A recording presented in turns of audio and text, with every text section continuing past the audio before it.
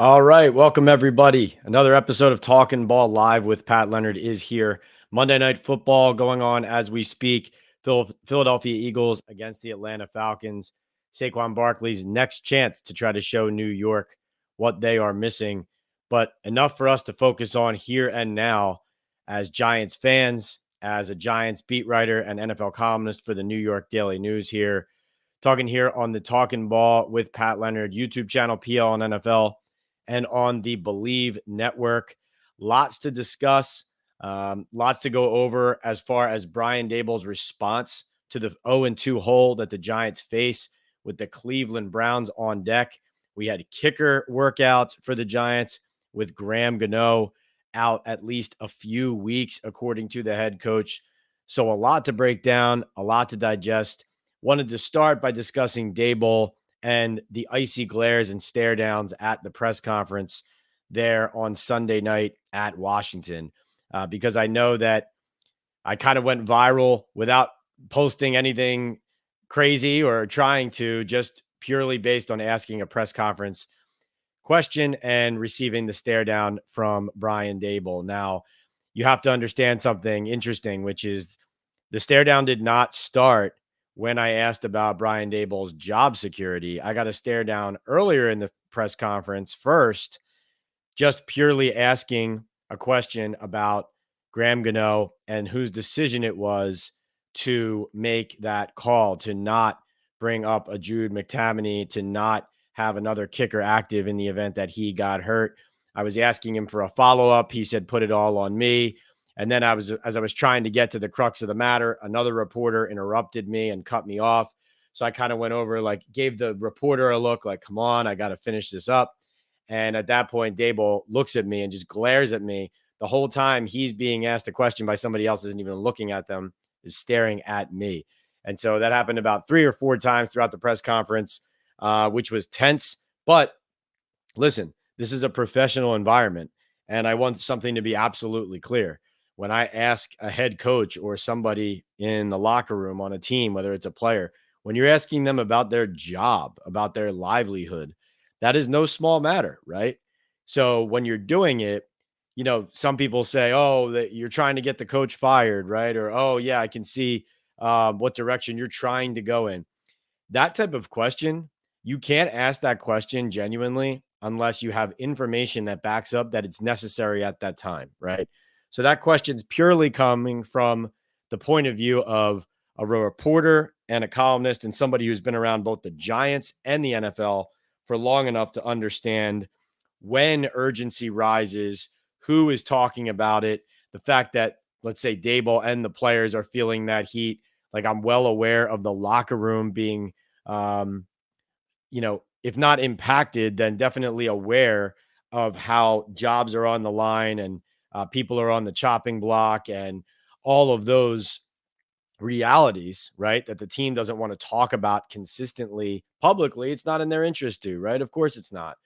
But those are still relevant conversations and relevant questions that have to be asked, because the fact of the matter is this is not second game of year 1, right? This is year 3 of a process. And the product you're seeing on the field now is born out of the decisions and the operation of the last 3 years, and certainly mistakes such as running a large part of the staff out of the building with dysfunction last year, in particular, Wink Martindale on the defensive side of the ball, where it looks like they really lack a schematic advantage now, not to mention the personnel side of things, where the running game is really a concern on the defensive end. And Brian Daboll actually, interestingly, talked a lot about that, the running game and the lack of tackling and fundamentals from his defense coming out of that Washington game. But interestingly enough, had a lot to say about how much improved he thought his offense was. And listen, 2 things can be true here. Number one, he's right. Daniel Jones played well. The running game was functional after it was not very functional in the opener against the Minnesota Vikings. Of course, they got in the end zone 3 times after not getting in the end zone at all in the opener. So, of course, the arrow pointing up compared to week 1. But just interesting because also selfishly, listen, if Brian Daboll is, and we know he is, making a case for his job right here and now, the offense's performance, as with him as the full-time play caller now after yanking it back and forth last season. That is ultimately the operation of the team and the operation of the offense. That's really what's going to determine and seal his fate one way or another, right? And, you know, the fact that they scored 18 points, you're not really beating your chest over that, but at the same time, you know that you didn't have the ball much because your defense was on the field a lot. So, all that said, Daboll's response right now that I see appears to be he's trying to pump the tires of the offense, give them some confidence coming out of a game where they finally made, a handful of strides here and there, although it's far from good enough. And then on the flip side, the players, Bobby Okereke, Andrew Thomas, some of their leaders were on a conference call today. And Andrew Thomas in particular talked about how Daboll's message to the team in their team meeting when they first came in today on Monday here, September 16th, at the start of week 3, Daboll's message was that you have to look in the mirror and you have to point a thumb and not a finger, right? So you have to, on all sides of the ball, determine what you can do better and not pay attention to anything else. Take accountability for your actions. Now, obviously, that was a problem last year with Daboll and the staff, where it felt like there were fingers being pointed all around and it wasn't collaborative and it wasn't the thumb, it was the finger too often, too many times, which is kind of how some of those problems started. You could go to Mike Kafka on the offensive side of the ball as well, and the dysfunction going on with the staff. But, if Daboll is learning on the job, that's a good thing. But now his team has to put this in motion, but also take his lead. You have to lead by action there if you're the head coach. And, Daboll not really answering to the Graham Gano decision post game. The fact of the matter is that was an incompetent lack of understanding of game situation and decision making from Daboll in that moment. You either have confidence that Jamie Gillen is going to be your kicker if Graham Gano goes down, or you don't, and you bring somebody up or onto your roster as a failsafe. You don't say we trust Jamie Gillen, and then after he misses an extra point, your team can't kick the rest of the game, and it essentially costs you a win. Not to mention, was talking to some people in the NFL today for as far as like game management is concerned, something Daboll has struggled with in the past. Talked to some, analytics people and game management folks in the NFL that I trust, and they were watching the Commanders' last drive, and they thought it was interesting that the Giants didn't intentionally jump off sides when the Commanders had 2nd and 2 at the Giants 35-yard line. It's around a minute left, I think a minute of 5 or something like that, or maybe a little bit more. And it was 2nd and 2 at the Giants 35. Now, in that moment, analytics would tell you that if you jump off sides there intentionally and give them the first down, of course, that makes the field goal that they have, they're already in range. That gives them a little bit of a better chance at a field goal there. But what it does do is they're already in field goal range. It allows you at that point to save all 3 of your timeouts. And if you can stop them for 3 straight runs and prevent them getting a first down, then you can use all 3 timeouts. They kick the field goal, and then you have some time on the clock to get the ball back. Now, it might not have mattered, right? You could jump off sides intentionally, give them the first down, and then they could still just, ram the ball right up the field down your throat as they were for that drive prior to that and run out the clock and kick the field goal. And it still could have happened, right?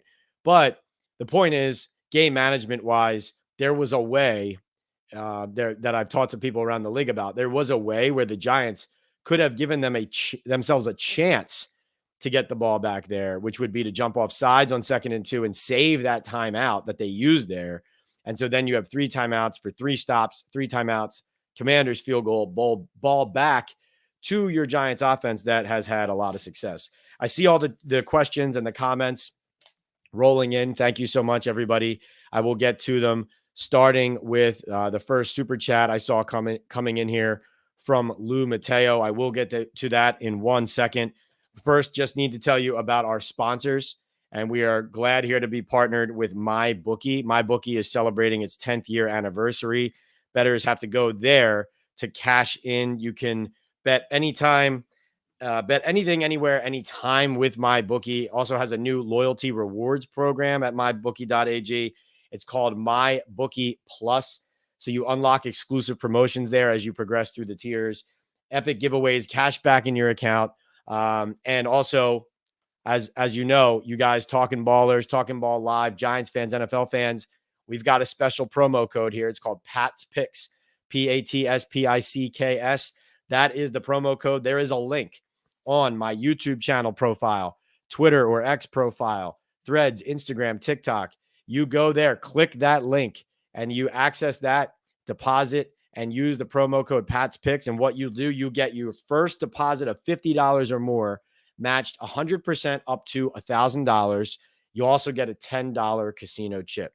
So if you're a bettor, you like betting overs and unders, you like betting prop bets like I do, every week I'm giving you guys 3 of my top Pat's picks on game over unders, as well as my Giants sprinkle, where I figure out a bet that I feel I'm high on about the Giants upcoming game that I think you should just drop a little nugget, drop a little coin on, that I think will pay dividends in the long run. My Tyrone Tracy hunch did not hit in week 2, but we'll keep rolling with that. But if you guys want to play that, whatever it is, use your football knowledge and turn it into big time payouts with my bookie. Again, link in all of my bios, all across social media and all of my profiles. Click the link and use the promo code Pat's Picks to get that deal today. Also brought to you by Estate 98 Coffee. Actually drinking some coffee tonight because I need a little bit of extra energy coming off of a rough Amtrak train ride last night. Estate 98 is an all-natural specialty coffee with no sugar that is convenient for on-the-go coffee drinkers. It takes me less than 10 seconds to make an Estate 98 iced coffee. It's delicious. Only a minute more to make a hot coffee or latte from this all-natural concentrate. Go to estate98.com/Talkin Ball to get a special buy one, get one free deal. And also brought to you here on Talkin Ball with Pat Leonard on the Believe Network and on YouTube by Boom Chaga Mushroom Super Drink, a natural extract loaded with anti-inflammatory, immune-boosting antioxidants and heart-healthy compounds. You can easily pour this natural liquid supplement into any of your favorite drinks. I put mine in my coffee every morning, and you'll immediately feel the difference. I personally have felt a post-workout-like energy boost with Boom. Chaga also has the ability to lower cholesterol, reduce inflammation, and improve immune and heart health with its beta-glucans and antioxidants. Go to boomchaga.com today to place your first order. And if you use the discount code TalkinBall25 or access it through the QR code on your screen, you'll get 25% off your first subscribe and save order. Right now, that means a month's supply costs you only $30. Start feeling the difference today at boomchaga.com. So just to be clear, boomchaga.com, order a bag, put it in your cart, go to subscribe and save instead of just a one-time order. Use the code TalkinBall25. You get the discount, big time discount, buy that bag, and then you can cancel your subscription from there. But that is a great way to support the channel here, the podcast, the community that's been growing. Thanks to all of you. Way more content coming. First Down with Benny Fowler should be uploaded any minute, talking about the week 2 games and digesting that. Also, a new creator series episode coming in another week or 2. Look for that. Our first one with Authentic really hit, was fantastic. And, overall, just really glad that we can get back on here on Monday night, as I kind of have the Eagles Falcons in the corner of my eye here, just keeping an eye on Saquon, and the Falcons actually leading right now with 7.5 minutes to go in the third quarter. But really glad to get back on here with you guys, because we kind of got cut short after the Washington game. I think we did like an hour and a half or so of Talkin Ball post-game live from Northwest Stadium after Giants Commanders. But we kind of left some meat on the bone there, digesting the game, talking about Daboll, talking about the Giants. So I'm looking forward to getting it into it here. All right. Lou Mateo sets the example. Thank you, Lou. Guys, just so you know, I'm sure everybody here who's a regular or is familiar with how we do things, if you purchase a super chat or super sticker, I will answer your question or address your comment immediately or next in the queue from what I'm talking about then.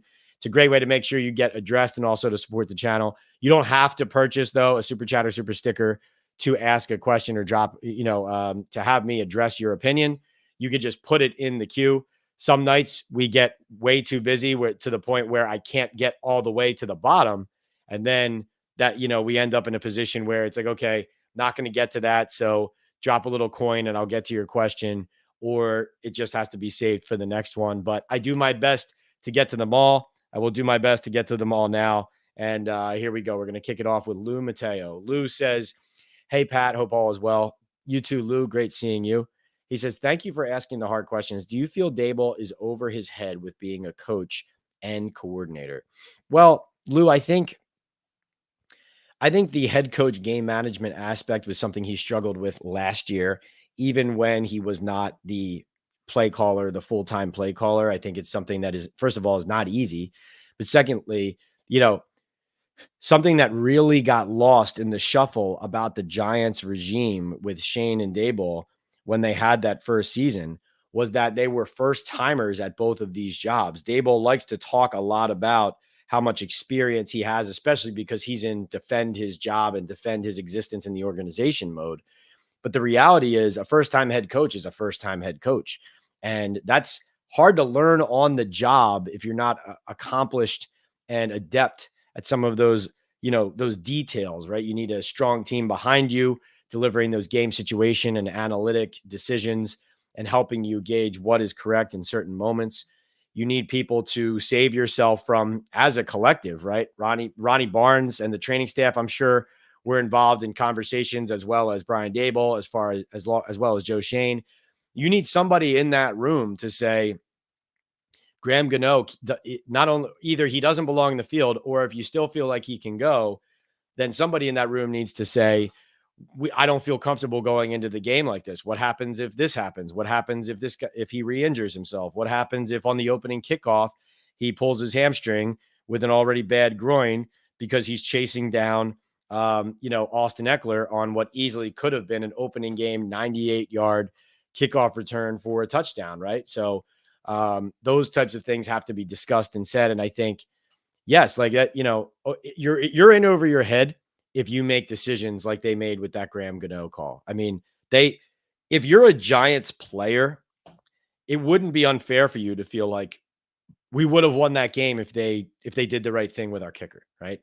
Now, the Giants players have enough to worry about with their own jobs. Bobby Okereke said in his Zoom call that he said, I'm going to be accountable. And, I didn't play well enough. He said, I was doing like three quarters of my attention was doing my job. And then another quarter of it was trying to do someone else's. And Bobby's being accountable to not playing well there. However, what he's also saying there is there were messes all over the place that I was trying to clean up, right? I think definitely one place they were trying to clean up a mess was their defensive line in the running game was getting pushed around. It was funny because on the one hand, Bobby Johnson, the former Giants O-line coach and the Daboll friend who got canned last year, his line committed 5 false starts in the red zone for Washington. So that was a bad look. However, they did bully the Giants D line and the defense in the running game. And of course, iced and washed the Giants out at the end with the ball. So interesting there. And then Lou, as far as over his head as a coordinator, I mean, he obviously was not when he had Josh Allen as his quarterback. And that offense was one of the best offenses in the league. It's the reason Daboll got this job. That said, I think, we haven't seen an elite offense with Brian Daboll as coordinator without Josh Allen, right? So Josh Allen's an incredible player, and we now know that. So I think, you ask a fair question there. But, would they be better if he gave up play calling again? I don't even think he can do that at this point, right? That was kind of the last ditch effort. That's why I think he's selling so hard. Hey, look at all these improvements the offense is making, because it's either that or why not somebody else. Kyler, thanks so much for checking in. Kyler, as he notes, he was first in the queue. Kyler, nice work. Says, I had to defend you today on another podcast. Thank you, Kyler. I really appreciate that. Yeah, I mean, we talked a little in the post game about how um, the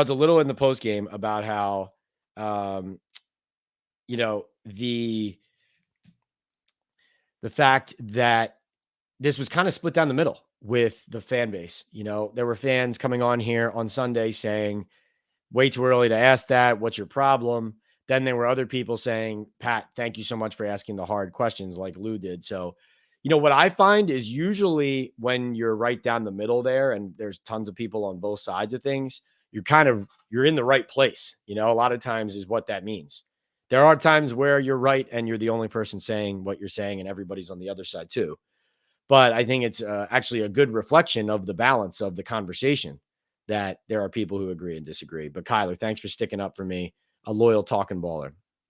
Undefined says, Pat, how is your health after Daboll tried to burn a hole through you with his eyes? The clip was on ESPN. Yep. No, I'm doing great. I'm doing great. I had a great day, coached a soccer practice, got some work done, wrote a story about Malik Neighbors and that interesting game that he had, wrote another story about Daboll, participated in the press conference, the Zoom press conference with Daboll, asked him a few questions. Everything went fine. He's still a little tense. I mean, he has been since the start of the season. So that's just where it is. Jacob says, smack that like and sub button for the real G Pat on your way in. Thank you so much for the reminder, Jacob. That's a great reminder, everybody. While we are live, please hit the like button while we are live, on YouTube, on the channel here. Those likes that you hit while we are live, it tells the algorithm this thing's popping. Fans are here. This is where everybody's talking Giants. This is where everybody's talking ball. This is where everybody's talking the NFL, and getting news, information, analysis, and collaborating with somebody on the inside, sources in the Giants, sources in the NFL, been covering the NFL and the Giants since 2016. So those likes really help bring more people into this community where we're already fostering great conversations about the team. All right. Looks like we have another super chat in the queue. Remember, those super chats get you answered first. All right. We have Big Mike says, when will they start cleaning house after week 3? That's a great question, Mike. I think this is a debate that I'm having with, people who I've had conversations with over the last, couple days, and really a couple weeks since the start of the season. I mean, this is where I saw this going. I don't take any,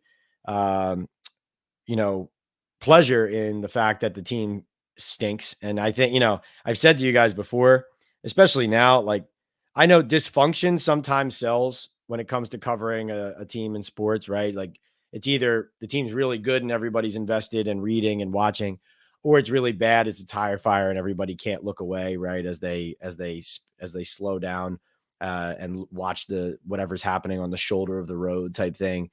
But we've had enough dysfunction here in New York. It's time to get some wins. It's time to write some books about some playoff runs.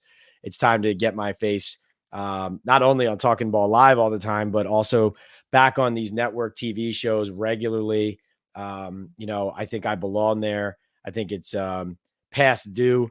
And I think that Giants winning would certainly do that. But, this is me just being totally honest. Like, the selfish part of you is really hoping that the team is good. The team is good, then people tap in and say, hey, how about your Giants? Hey, can you come on and talk about Daniel Jones's MVP race? Hey, can you talk about Malik Neighbors being the top receiver in the league for one of the best offenses in football? Can you come into this panel with Odell and Malik Neighbors and, whatever, anything that results in more experiences, more eyeballs, more attention, more fun, right? Like, this is what you're looking for when you're covering a team. So we're not getting that right now. Really the total opposite. Even a potentially increasingly toxic locker room situation for the media has just been like kind of antagonistic overall. So that all kinds of need to be dialed down a little bit, but the continued losing will help that to ratchet up. I personally, Mike, I think that the Dallas game for Daboll is the watershed moment. Because yes, it is early, but the reason that the job security question is relevant after week 2 is, first of all, how bad week 1 was. Okay. Week 1 was that bad going into a season where his job was on the line, right? Immediately it's an issue. Okay. Also, there are places where odds are out and he is odds on favorite to be the first head coach fired this year as well. So it's not like I'm the one, I don't set those odds, right? I got an email today telling me the latest odds on that, and Daboll was first. So kind of reinforces where I'm at. The thing about could it happen after a Cleveland game, right? I think where we're at right now is you're probably looking at, okay, if they go to Cleveland and they can't score and the offense looks inept like it did in week 1, let's say, and the run game now is not happening anymore, The defense continues to be bad, right? Now you're talking about, okay, does Daboll have time to pull the cord, make the quarterback change, try to look for something like that, right? Um, and, is that last ditch effort still on the table? Is that going to make a difference? Does he have that in his bag and in his pocket? Because everyone in the building, I think, if they watched all of training camp, even if they like Drew Lock like I do, knows that Lock did not press Jones for the job there, right? So it'll be interesting to see. I think if they go 0-4 with that loss to Dallas, and the Dallas loss is that ugly, nationally televised, standalone game, division rival, 1-8 against the Cowboys and Eagles since Shane and Daboll took over, right? And that game's embarrassing and bad, and the fans are leaving and booing like they did in week 1. That to me that's probably the moment, right? As the Falcons score a touchdown in Philadelphia, Darnell Mooney going for a 42-yard score, and the Eagles on the ropes late in the third quarter. And then as far as Shane, Big Mike, I mean, you have to think that if this season does go as badly as it could, and it does result in his firing, probably looking at an after the season deal, is my guess there. Daniel Jones, of course, he is on watch right now, not only because of the situation above him and the record, but also, let's face it, we've talked about it going back to the post-game Sunday in Washington, but Schefter putting a headline on the injury guarantee and noting how other quarterbacks have been benched in those same circumstances for that same reason. Really, if you need to hear any more than that about why that could be coming, come on. All right, need a sip here of my Estate 98.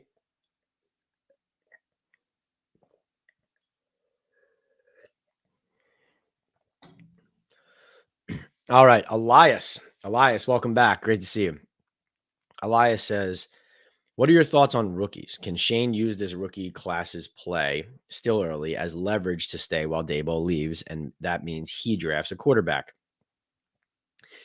Elias, that's a good question, because I think part of the reason you're asking that is because we've seen 2 rookies now, look like they're players, right? It's Malik Neighbors and it's Drew Phillips, the corner out of Kentucky. Both guys that look like they could be exciting players and good contributors for a long time. Tyler Nubin, I think, will join that group as well. I like his game. I like his attitude. I like his makeup. I'm itching to see him be like a big time contributor in one of these games, to validate that. Does have the measurables and the tools and the instincts. So we'll see. I think he can play. It's possible, Elias. I mean, the Joe Shane losing his job scenario comes into play if the roster doesn't look like it has a lot of building blocks, right? So that's where they stand going into this season.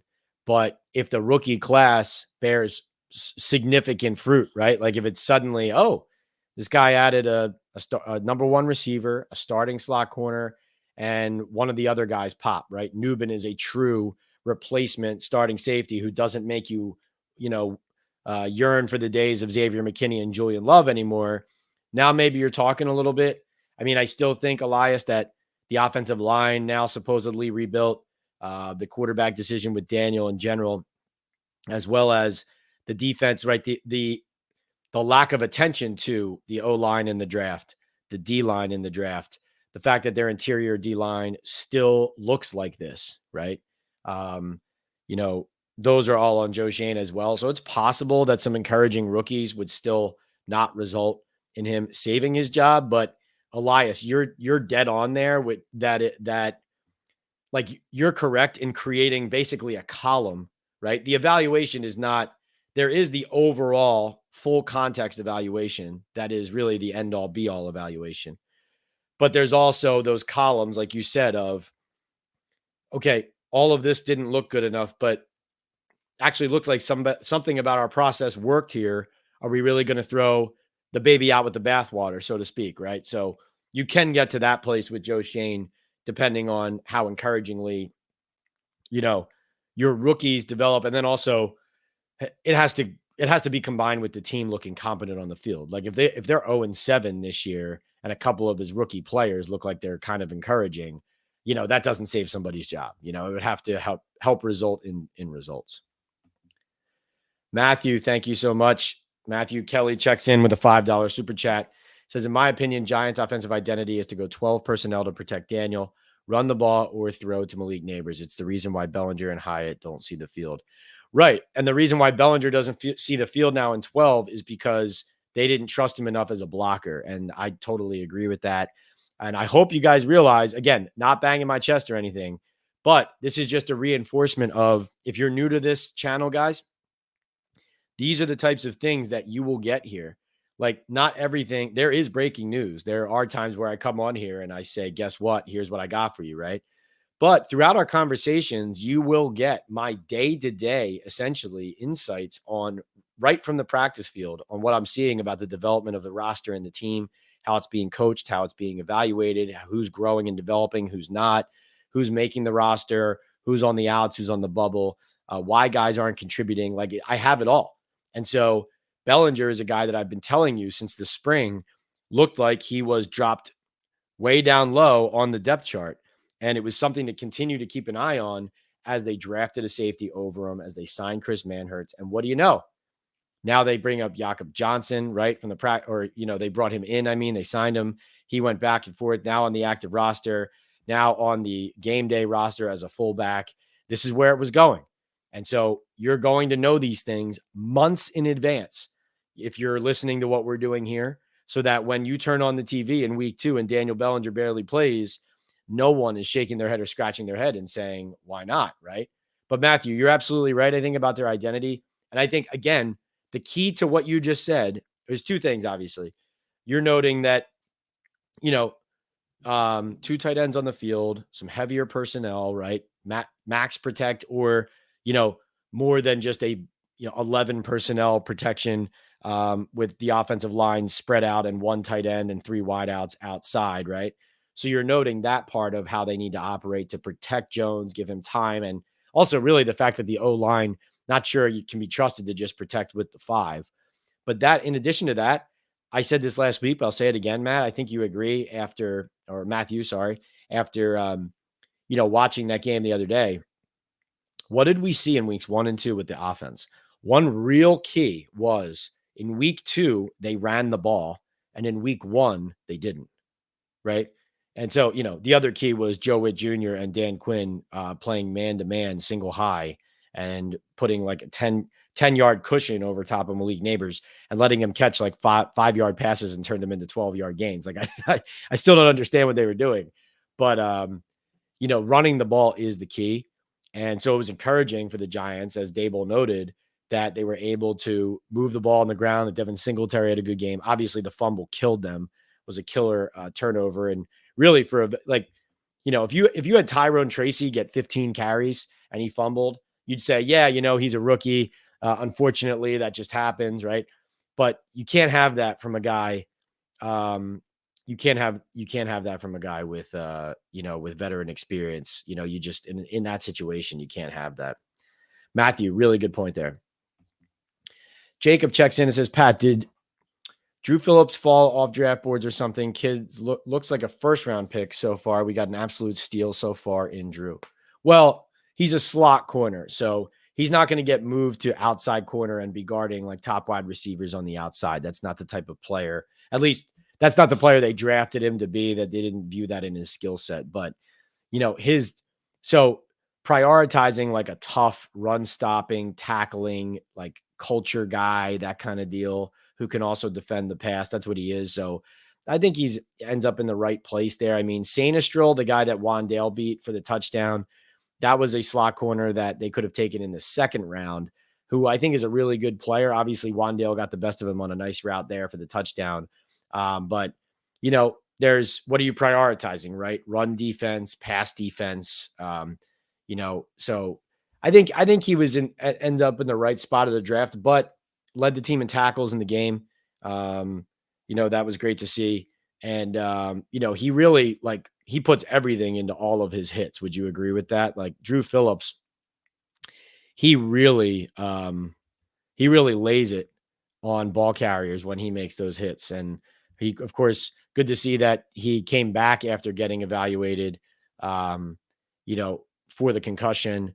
And Brian Daboll said today that there were no major injury concerns on the team outside of um, Graham Gano. So that was a little surprising to me, given that Cordell Flock got hurt late, that Micah McFadden seemed like he re-injured his groin there. So kind of surprised that there's nothing lingering there with McFadden, but good to hear, obviously. By the way, I referenced this right off the top. The Giants did work out kickers today. Brian Daboll said they were going to. And so here are the names for you if you didn't see them already.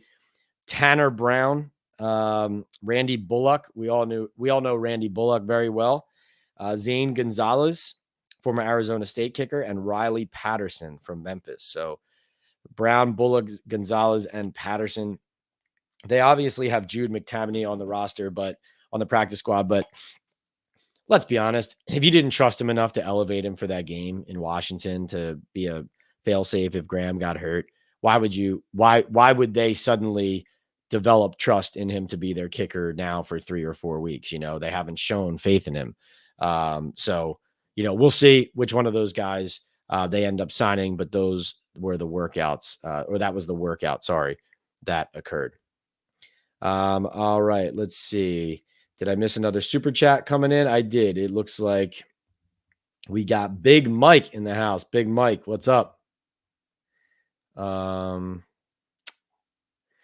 Let's see. It seemed that Daboll really wanted Jaden Daniels, so I believe his limit at what he can do as a play caller. Hard Knocks revealed a lot. The GM should go. Yeah, Mike, let's talk about the Jaden Daniels point first. I think that conversation, forget specifically Daniels for a second. I think the thing that needs to the main takeaway from all of that has to be, because the waters do get muddied now with so much disinformation and teams putting out their version of the truth and all of that. So when you see all of that, it's easy to remember in a cloudy way, like, oh yeah, well, I heard that they went and scouted this QB, but I heard they also did this and that. And in 2022, they went and talked to this guy. So the disinformation was that the Giants always do this kind of quarterback work that they did before the 2024 draft on all the prospects. They do not do aggressive work on QBs like that every year. That was unique because they were in the market for a quarterback. Yes, they scout QBs other years, but the way that they pursued the quarterbacks in this draft, Daniels and May, especially there at the top, that was unique because they were going to get one, right? And for Daboll, right, that was important for Daboll because for Brian Daboll, it was, okay, I'm either, going to the mat to save my job with Daniel Jones, or I'm going to the mat to save my job with a young, promising player who is also getting the benefit every time he walks on the field of being a developmental guy, right? So, kind of really hurt Daboll that they didn't end up drafting him. So, as you said, limit as a play caller. It was interesting. He even indicated that they changed their plan from what it was supposed to be to just go full Malik Neighbors yesterday, just because Washington's coverage. He didn't say this, but I'm saying this part. Washington's coverage plan was ridiculous and it was working, like Neighbors, they weren't able to guard him. That's what Daniel Jones said too. He just said they didn't have an answer there. So we just kept going to him basically. And yes, Hard Knocks revealed a lot about, I think, the GM and the operation. I think the point that former GM Michael Lombardi made on his podcast once, he said, they're collecting talent. They're not building a team. That is, I think, accurate and well said, and also something that I've heard different versions of said about the takeaways from the Giants operation in Hard Knocks. And, you need an identity, you need a team. It can't just be collecting talent, right? All right, so let's go to the next one. Mr. Danke says, rumor has it Daboll is staring at Pat right now. Yeah, he might be. He might be. Never know where Jerry can fit those cameras. Jerry, Security at Giants, if you're listening, hello. Andre says PL was the topic of conversation on WFAN today. I got to admit, my phone was blowing up today more than usual. Some people I haven't heard from in the last few weeks. Some people I haven't heard from in a month or two. Some people I haven't heard from in, 3 or 4 months. And texts, phone calls. Sounded like the name Pat Leonard was all over the radio waves, all over the national conversation in regards to Brian Daboll. So, but like I said, went right back onto the Zoom. Talked to Daboll today, asked him a question about the defense, asked him a question about, some injuries. And so, right back at it, right in the flow of things. We're on to Cleveland, as they say. Ken says Francesa also mentioned it on his podcast. Francesa, yeah, hey, I think if the Giants or anybody thinks that I'm harsh, right, in these moments, they got to listen to some of what, Francesa and some of these other guys have said, right? I mean, I'm just one of many voices right now pointing out the harsh reality of what we're watching. Matthew says, Pat, you mentioned that Kayvon Thibodeau made a nice play running down Jaden Daniels at the end of the game. Not sure if it's scheme, but it looks to me that Kayvon often doesn't seal the edge in the hopes of getting a sack. I can't be in his mind to say why, if he doesn't set the edge, he's not setting the edge. I think a lot of that, I've talked to, coaches just about edges in general, if they're not setting the edge. I think a lot of that has to do with technique and leverage and a commitment to it, to your point, like commit to stopping that first has to be the deal. I mean, Shane Bowen did say, and I think maybe Daboll and Shane said that they were going to stop the run on the way to the quarterback with this new regime. With Shane Bowen, I think is the way they put it. And, if that's your philosophy, then maybe you do have guys with their eye on the quarterback as they're playing the run, which is not the way you want to go it with it. I'm getting a call here. Hold on. I got to silence that. Like I said, calls and texts all day. That said, what was I going to say about Kayvon there? I think in general, they want to stop the run and they're coaching their players to stop the run. But yesterday, I think was a reinforcement of the fact, personnel wise, I don't think they're built as well for that. Like in my conversation with Benny Fowler about the Dallas Cowboys, and I asked Benny about why. So that'll be up on the YouTube channel by the end of the night, a First Down with Benny Fowler. But I asked Benny Fowler about the Cowboys and how did the New Orleans Saints do that much damage to them?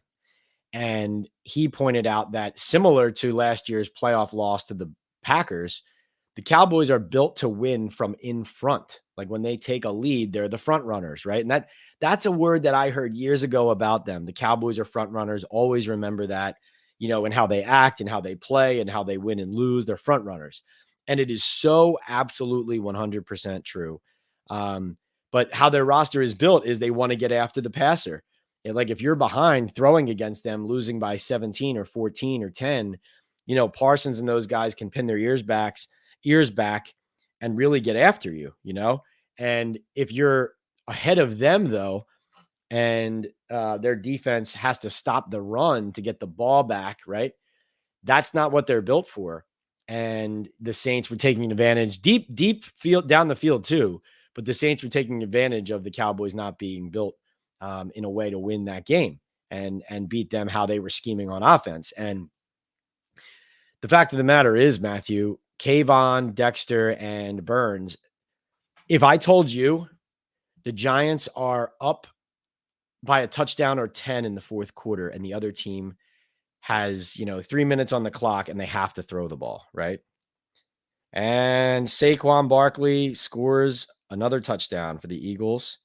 A receiving touchdown from Jalen Hurts with 7:03 to go in the fourth quarter.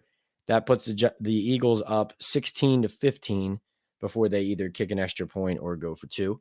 But Matthew, the point I was going to make is there's all those investments in that pass rush, right? In that defensive line and those three guys. But if I tell you the other team has 3 minutes to go and they have to throw to move the ball down the field on the Giants, and the Giants are up 7, you'd say, feel really great about this. Burns, Thibodeau, Lawrence, getting to the quarterback. That's what we have now. We have this elite pass rush.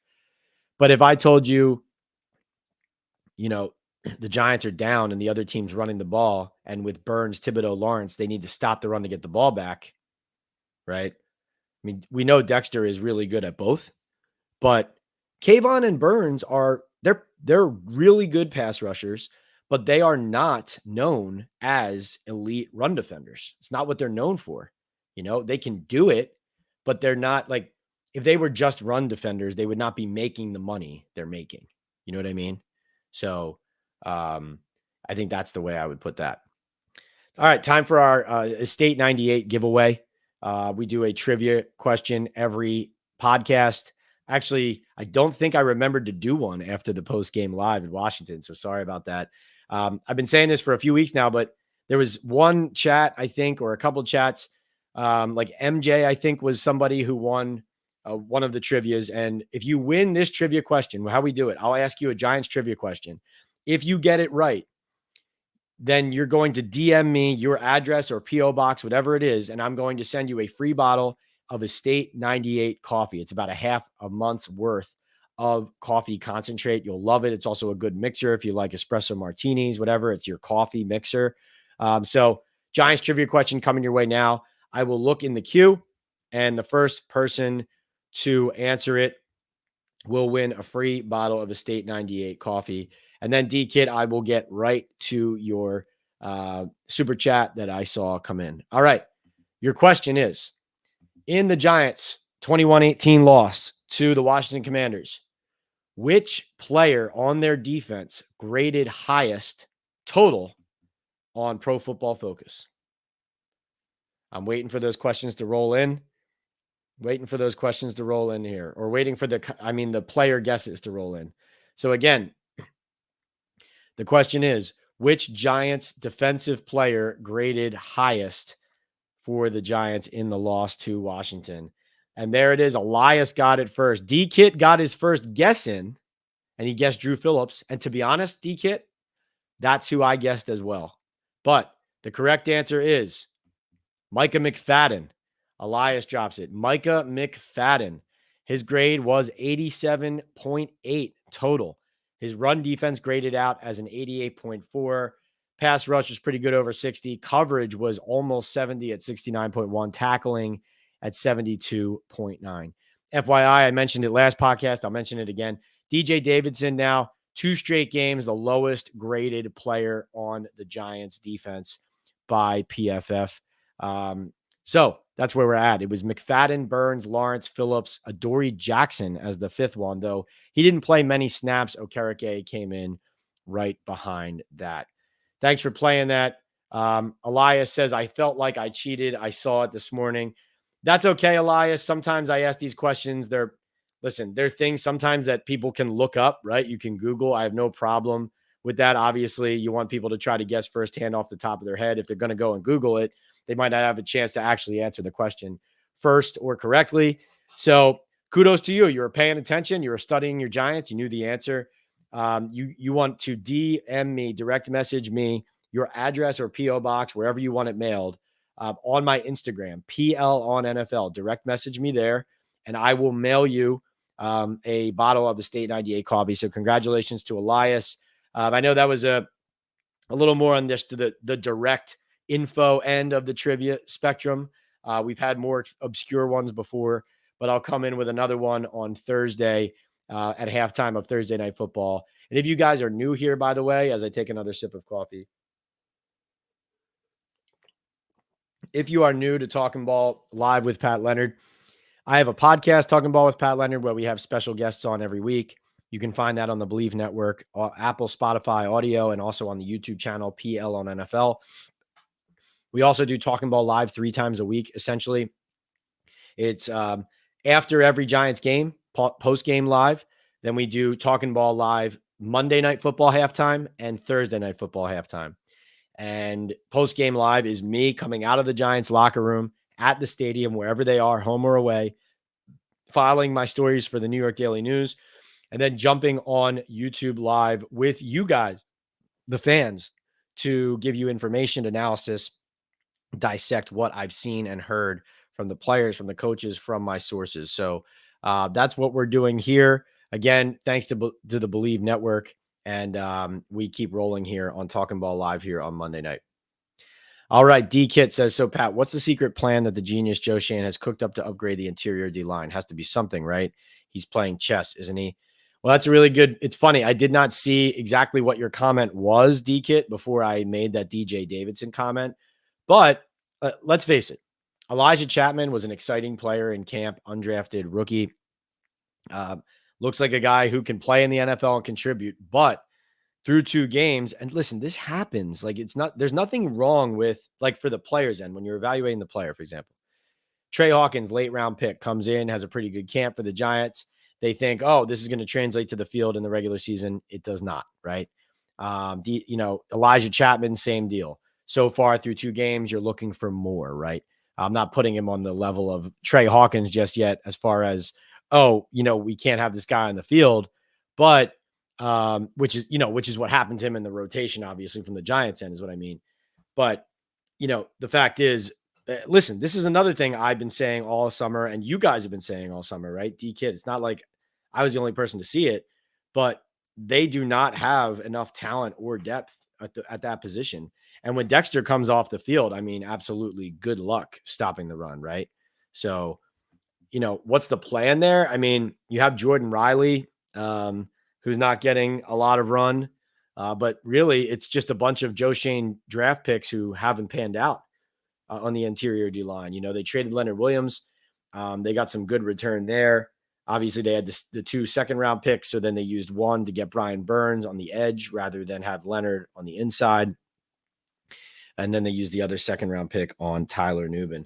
Interesting here, the Eagles are up 3, and it's the fourth quarter, 6:20 left, and the Falcons have the ball. They've had a lot of success against the Eagles defense today. Kirk Cousins takes a deep shot. Oh, he had him and he missed him. But so this should be a really interesting finish to Monday Night Football, keeping my eye on that as we continue to chat. D-Kit, thank you very much for that super chat. Really appreciate you. All right, let's see.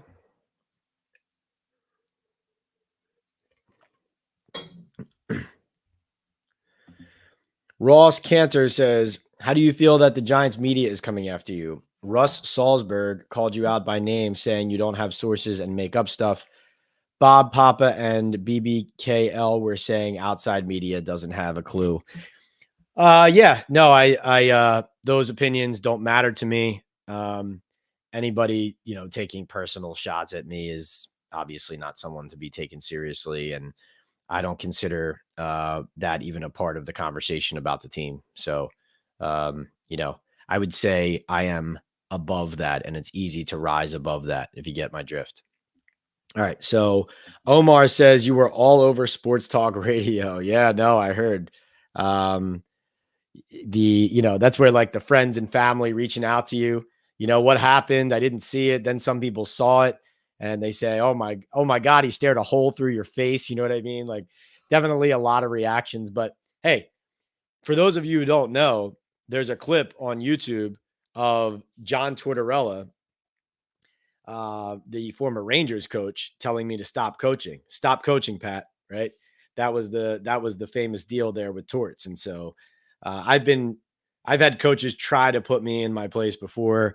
I've had, those battles, Pat Shermer, really the top 3 are probably, Shermer, Torts, and now Daboll. So, it's part of covering a team, in my opinion, the right way, which is you're doing it as objectively as you can. And what that means is that, listen, sometimes there's going to be stories I write that are glowing about the team or people on the team. Sometimes I'm going to write stories that have opinions of people, that are not glowing or are critical. Right. But usually what it means is that I hope, like, from my opinion, it's like you're covering the team honestly. You're not doing it like, I'm not coming to you guys and telling you, here's the reality with what's going on with the Giants, when it was just something that someone with the Giants told me and spun to me to try to, cover something up or conceal something or airbrush a narrative. You're not going to find that here. You know what I mean? If I say something that I think is impressive or good about the Giants, it's not going to be because they told me and I didn't know myself. I'm going to find out myself. Hirsch, what's good? Great to see you. Patrick says, wow, Daboll is touchy. John Moog says, you touched a nerve. Dave G, what's up? Great to see you. D Kid says, the more I think about it, Pat, the more I realize that there really isn't a plan in place with this regime. I mean, do the players, have they bought in or retained, do the players they've brought in or retained fit the way they want to play? That's a great point. I think the kicker call, forget about how it affected the game, the kicker decision. I think that was actually a good example sometimes of how it feels like some of these decisions are flying by the seat of their pants, right? Whether it's acquiring talent that doesn't necessarily fit what they're running, or whether it's making a decision that you're pressing for an answer, but then you're wondering in the back of your mind, you're like, is there an explanation here? Like, is there not an explanation? It's possible there isn't one. You know what I mean? So that's the case. I mean, here's the other concern. How concerning is it? And I'm listen, I'm not trying to pile on here. I'm just saying this is my read on the situation. Wow. The Falcons just went for a 4th and short at their own 40-yard line and didn't get it. But it looks like the official is throwing a flag for a helmet-to-helmet hit. So this is pretty tense here. Interesting situation developing here. Potentially game ending. Eagles 4th down stop on defense, and now they're saying no foul on the play. So the Eagles get the stop, and the Eagles get the ball back up 3, 5:38 to play. Interesting. The game's not over. Falcons have all 3 of their timeouts, but big play there. All right. Let's see. D-Kit. I mean, I know I kind of got off on a tangent there watching a little bit of this Monday Night Football drama, but I think the point you make about the lack of a plan is just, I think, the most concerning thing to me is that they made a mistake kicking an injured kicker with Graham Gano last year. They just did it. And it helped cost them a Jets game that they had a 99% chance of winning when he sent him out to kick that field goal when it was 4th and 1, and a Saquon Barkley run would have ended the game, right? So, man, oh man, like the fact that they were in a situation already as a regime where the lack of attention to detail and decision-making on the kicker led to a costly loss, and they let it happen again. It shows you it's either arrogance or they're not listening and learning. So that's not learning is a very bad quality for leadership. Anthony says facts, Pat, facts, no doubt. Anthony says the running game was a red flag last year. The whole offense was a red flag last year. No doubt, Anthony. D-Kid says, Pat, would you say Bowen is feeling pressure? I watched all 22 and the personnel groupings and defensive structure were strange. I think he was trying to figure out ways to affect Daniels and combat the run action of Jaden Daniels and key a focus in on there. Also, as you saw, like when Daniels has time, he can stand back there and make the throws, right? So it was kind of a different element facing him versus Darnold, where you're trying to affect him and pressure him and sack him, but you don't want to rush him straight upfield, let him through the lanes and out either. And so, I think, to be honest, I saw a lot of fans saying this after the game, but this is the kind of thing Wink Martindale was very good at, was like understanding how to attack protections with a mobile quarterback, unique quarterback. Like he made life a living hell for Lamar Jackson when they beat the Ravens, for Jalen Hurts when they played the Eagles, right? All those kinds of things. And so, the fact that you don't have that now, and you have Bowen looking there, how to try to fix it, how to try to attack it. He knows he needs to get pressure there, but he doesn't want to overcommit and let Daniels run wild.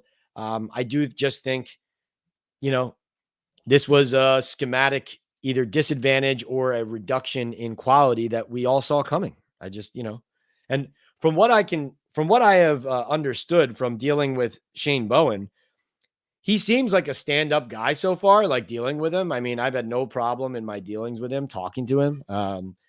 So that all has come through fine. But listen, I think everybody's feeling the pressure, D Kid. I mean, when Daboll's acting this tense, how does everyone else not as well? Not to mention that, listen, the bottom line is this: anybody who joined this staff, okay, anybody who joined this staff this year, in my opinion, was coming to New York for 1 year. That's how I viewed it when they were signing up and signing out, and you know, coming here and filling roles. It was like, well, you're probably going to need to look for another job next year. That was how I felt. A2Z Me says Pat is the story. Oh boy. Hey, I hope just one of those people out there on those radio shows was actually dropping the Talkin Ball with Pat Leonard live name as they were using my name, put my name on it.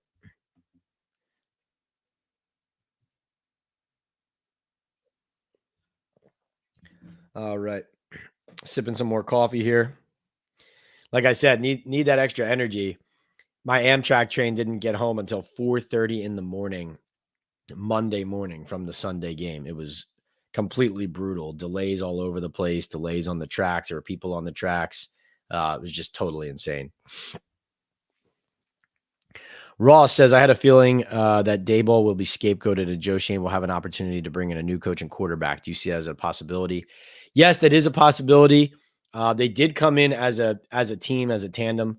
John Mara, though, in March said he doesn't necessarily view Shane and Daboll as a package deal. So that obviously opens the door for one to get fired and the other not to. The Giants traditionally are a team that, for lack of a better word, protects or, affords more patience to the general manager's seat when the coach is up there taking all the bullets at the podium and kind of dying on the vine and scapegoated or just fired justifiably. So that is their history as well. So that is possible, Ross. I think, though, as we were talking about earlier, I think Shane needs his young players and his building blocks to play well, to play better, to keep building. No Mets, what's up? Great to see you, No Mets, another loyal follower. No Mets says, hey, Pat, thoughts on Kayvon? Would the Giants be wise to put him on the trading block? Better earlier than too late? No Mets, that's an interesting question. I think so far, what I've seen with Kayvon is that I know he's got talent. He's obviously got top 10 talent. And like I said, we saw hustle from him this week. He had a much better game. That said, that he was part of a defense that got waxed. And also, I just don't like what I've seen this year off the field as far as I know he essentially kind of, you know, made made good on, hey, I shouldn't have said next question, or I don't know. I don't remember how he said it about his interaction with Jordan Ronan, but he essentially tried to, make good on that and indicate that's not who he is. But I just think, the accountability element, the attitude, the consistency, like those things, like no Mets, what do you think they would get for him if they put him on the block? I guess is my question, because, the people around the league, the scouting reports said what we are now seeing as far as the inconsistencies, as far as, those concerns I'm talking about. You want to see it like a consistent production level. And also, like, let's not focus on, you know, the media or questions that you don't want to face or things that are outside of your control. Like, let's just do this. You were here to play football and help us win games. Let's stop the run, get to the quarterback, and that's that, right? So I think if his production started ticking up, no Mets, with whatever else is going on, I think if his production started increasing and he started looking like a player that was changing games consistently, then that's where maybe, like, a good example would be Xavier McKinney, where he had that offseason incident where he was in the ATV and broke his hand. It fell on his hand. And, that combined with some other little things, it's like, okay, we know this guy's a good player. How much do we actually want to invest? Right. So if you get to that point with Kayvon, where, like, he's a good player and he's actually producing, but at the same time, you don't want to invest, right? You don't want to pay. Then, like, to your point, no Mets, they see, of course, when Kayvon comes up for contract talk, is he the type of guy who's going to, make very public? Is he going to hold out? Is he going to make it loud? And you've already paid Brian Burns essentially instead of paying that contract a year from now to Kayvon, because so far he hasn't been that elite game-changing pass rusher, say that Aiden Hutchinson has been for the Lions in the same draft a few picks earlier. So that is possible, no Mets, for sure. I do think it would help the Giants, though, if it came to that. Listen, I'm not sitting here. Please, nobody aggregate me saying they're going to put Kayvon Thibodeau on the trading block. That is not what I'm saying. But I'm just answering a question. But I'm saying that I think if it ever got to that point, it would be all like to the point where he was a tradable asset where they would get a lot back. It would also be like, let's see some big time production. You know what I mean? All right. Let's get back into the queue here. Lost my spot, but thank you for the super chat, No Mets. Let's see. Undefined says you should call him out, ask why he thinks it's appropriate to stare at you, or just tell him if he focused on the game plan like he focuses on you, he'd get different questions. Ouch. Nice. Undefined. You're good. You're better at that response there than I am. See, the other thing, though, is this, Undefined. First of all, I was at the moment figuring out what was going on, but also, if you make it personal, then that's not professional, right? You don't want to make it personal. Now, that doesn't mean you can't stand up for yourself and talk back to each other. Obviously, that wouldn't make it personal necessarily, but you don't want to be disrespectful, make it personal, right? And it's not personal. It wasn't personal from me. It was clearly coming, it's clearly felt personal from what he was doing to me as far as staring. But in the same way that like Joe Shane kind of, from my vantage point, it felt like he tried to embarrass me in that press conference a couple years ago about the Kadarius Toney stuff about not shopping him and all that. And then obviously I knew they were trying to trade him and then they eventually did. And, in that moment, like why should I fight there? Why should I make it, a personal knockdown drag out? That doesn't make any sense to do. It's not, it's not necessary. I don't need to stoop to that,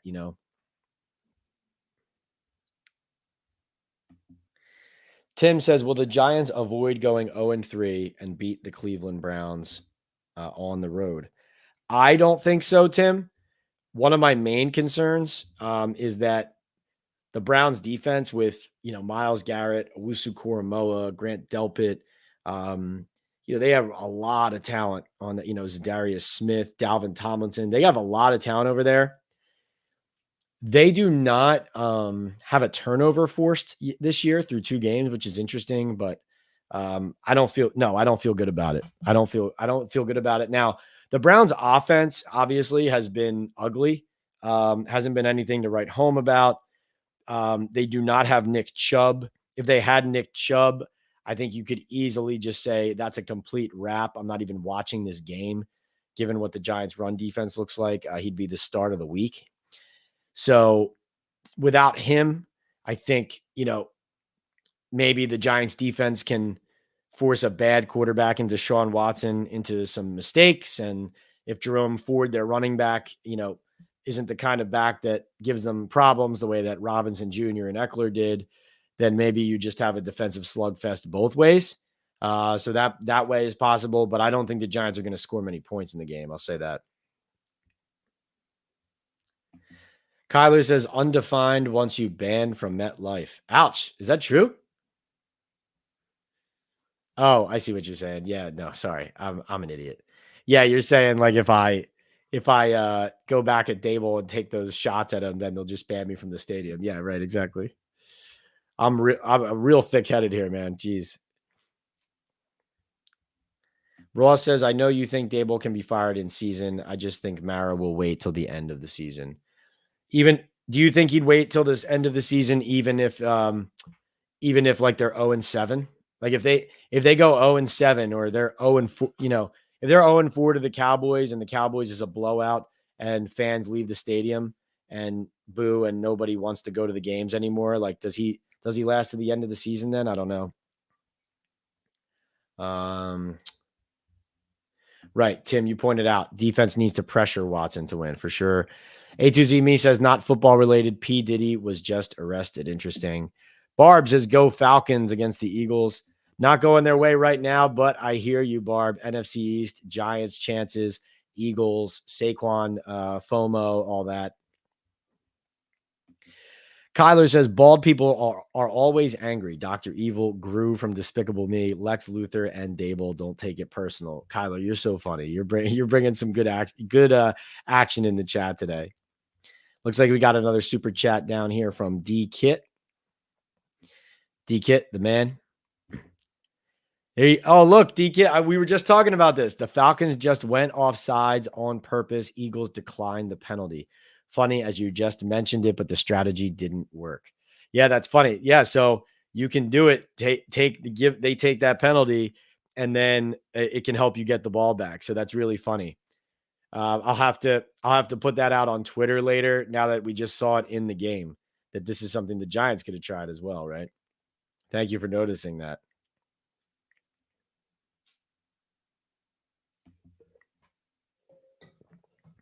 Anthony says, I don't think the Giants O-line will keep Daniel Jones upright in Cleveland. Never mind it being a road game. Our defense has been horrible.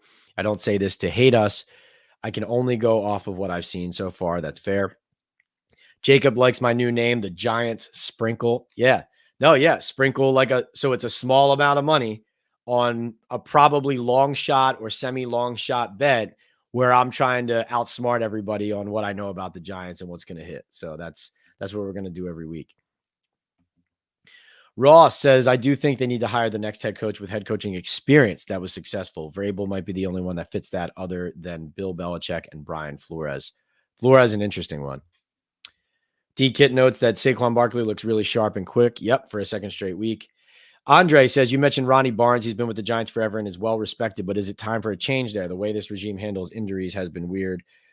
Yeah, I mean, it's also just that the training staff and Ronnie, they're involved in all these decisions about player health, about player workloads and all. But when push comes to shove, this is what I was saying about a lot of problems with the organization. And this happens, it's not just the Giants, but like, it's funny. People are talking about me kind of going after Daboll or whatever. I empathize with Daboll and with these head coaches who they get shoved out there on the podium and they are forced to answer questions for all these other people who are part of the operation and who are also accountable, but they're not being held accountable because they're not the head coach, right? Does that make sense? So like all of these years, for example, like, the Joe Judge situation with, oh, they practice so hard and all these guys got hurt and all those comments made when there were other years when Joe Judge wasn't here where they were much more injured, right? So it's not true stuff, but it's narratives coming from people with their own agenda to create this alternate reality of like why everything they do makes sense and is justifiable and justified. It's really funny to me too. Like, the Giants bristle when you ask a question about someone's job security or or you cover them critically. But it's so funny. Like every one of these head coaches, the people who get angry that you're criticizing the Giants and these coaches, suddenly when it's time to fire those coaches and the organization no longer believes, suddenly they're not standing behind that head coach. Suddenly they're not suddenly they're leaving them hanging to dry. Suddenly they decide when it's time. They just don't want you to decide when it's time. But the fact of the matter is, I do my own independent reporting and I don't answer to anybody on any of these teams. I'm an independent with the New York Daily News, and we're a newspaper. And then here on the Believe Network, giving you the most information that I can on Talkin Ball with Pat Leonard and Talkin Ball with Pat Leonard live, including our post-game lives, which are really popping. All right, I want to tell you guys again about our sponsors here. Got to clear the throat, drink some agua real quick.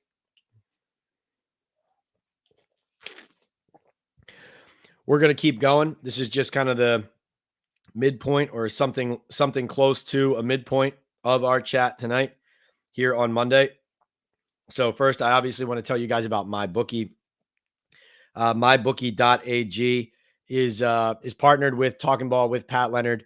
Thrilled to be partnered with a winner. And if you're looking to win, if you're looking to cash in, if you're looking to hit on your under bets, if you're looking to bet on a game, a shootout between two Lombardi favorites, two teams like the Chiefs and the Bengals going at it, in week 2. You could easily see in the AFC title game months from now, competing for a spot in the Super Bowl, as Saquon drops a pass in the red zone. Oh man, on third down, that would have helped the Eagles ice the game there. A costly drop from Saquon Barkley in the flat. Oh boy. So it's 4th and 3. So now the Eagles are going to have to kick a field goal to go up 6, and the Falcons are going to get the ball back with time left, down 6 with a chance to win with a touchdown. So costly drop here by Saquon Barkley. Very interesting. Very interesting. Not like we didn't see drops from Saquon in New York as well. We know that has been a part of the experience, even though he is a better receiver in his mind and in my mind than the Giants had judged him to. And that's where the kind of contract situation went. But I digress, talking about my bookie. So my bookie is celebrating its 10th anniversary, and they're rolling out the red carpet for bettors. They have risk-free Thursdays. If your boosted bet doesn't hit, you'll get your money back all season long. Looking to cash in, you will literally double the cash in your account if you're using this promo code that I have now. It's Pat's Picks. Click on the link in any of my bios, Twitter, Instagram, YouTube, TikTok, Threads, whatever it is. Click on that link. It'll take you to mybookie.ag. And at the cashier, deposit, make that first deposit, use the promo code Pat's Picks, and you will get 100% match on your first deposit of $50 or more, all the way up to $1,000. You also get a $10 casino bet chip that you can use with MyBookie. They also have a loyalty rewards program called MyBookie Plus. If you're already using MyBookie, get in on that program, that loyalty rewards program now. The more you earn, basically, you progress through the tiers. You unlock exclusive promotions, and you can participate in epic giveaways. They have some really fun games that you can participate in. I think you saw Squares that I pushed out there on social media this past Sunday, something to keep an eye on there. And listen, football season has to be a winning season. If you want it to be a winning season, go to MyBookie. Bet anything, anytime, anywhere with MyBookie. Also, brought to you here by Estate 98 Coffee, Esencia de Cafe from El Salvador. And it's an all-natural specialty coffee with no sugar that is convenient for on-the-go coffee drinkers. Takes 10 seconds to make a delicious iced coffee with Estate 98, a minute more to make a hot coffee. That's also delicious from this all-natural concentrate.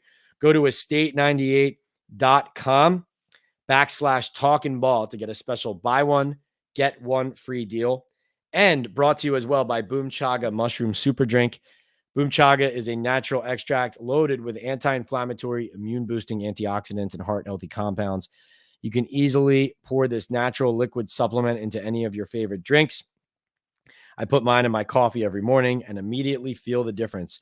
I personally have felt a post-workout-like energy boost with Boom. Chaga also has the ability to lower cholesterol, reduce inflammation, and improve immune and heart health with its beta-glucans and antioxidants.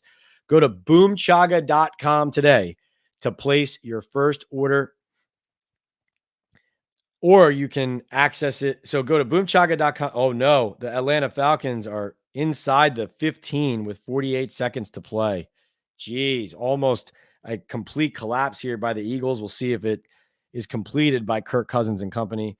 But go to boomchaga.com today to place your first order. If you use the discount code TalkinBall25 or access it through the QR code on your screen, you'll get 25% off your first subscribe and save order. Start feeling the difference today at boomchaga.com. Right now, a month's supply costs you only $30. So just to be clear, this is the best way right now to support the channel, going to MyBookie and signing up with the promo code, going to Estate 98 using the Talkin Ball link, estate98.com/Talkin Ball, and then also using the promo code here, Talkin Ball 25, or accessing it through the QR code on your screen, as you see below right here. Talkin Ball 25, the QR code. Buy a bag of that, log into MyBookie, put a deposit down there, buy some Estate 98 coffee, and that is the best way. If you love the content we're doing here, that is the best way to continue to support what we are doing here on Talkin Ball Live with Pat Leonard.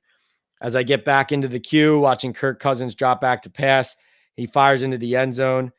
Ball is knocked down, incomplete on the G in the Eagles in the end zone. So 3rd and 5 now, 38 seconds to play Eagles up 21-15. High drama in South Philadelphia, made possible by a costly drop by Saquon Barkley. All right. Lou Mateo says, my biggest fear is watching players like Neighbors and Dexter waste away while trying to figure out the direction of the team. That's a great point, Lou. One thing you don't want, because Neighbors clearly is a special talent, you do not want the losing and those to, and the Atlanta Falcons score a touchdown here.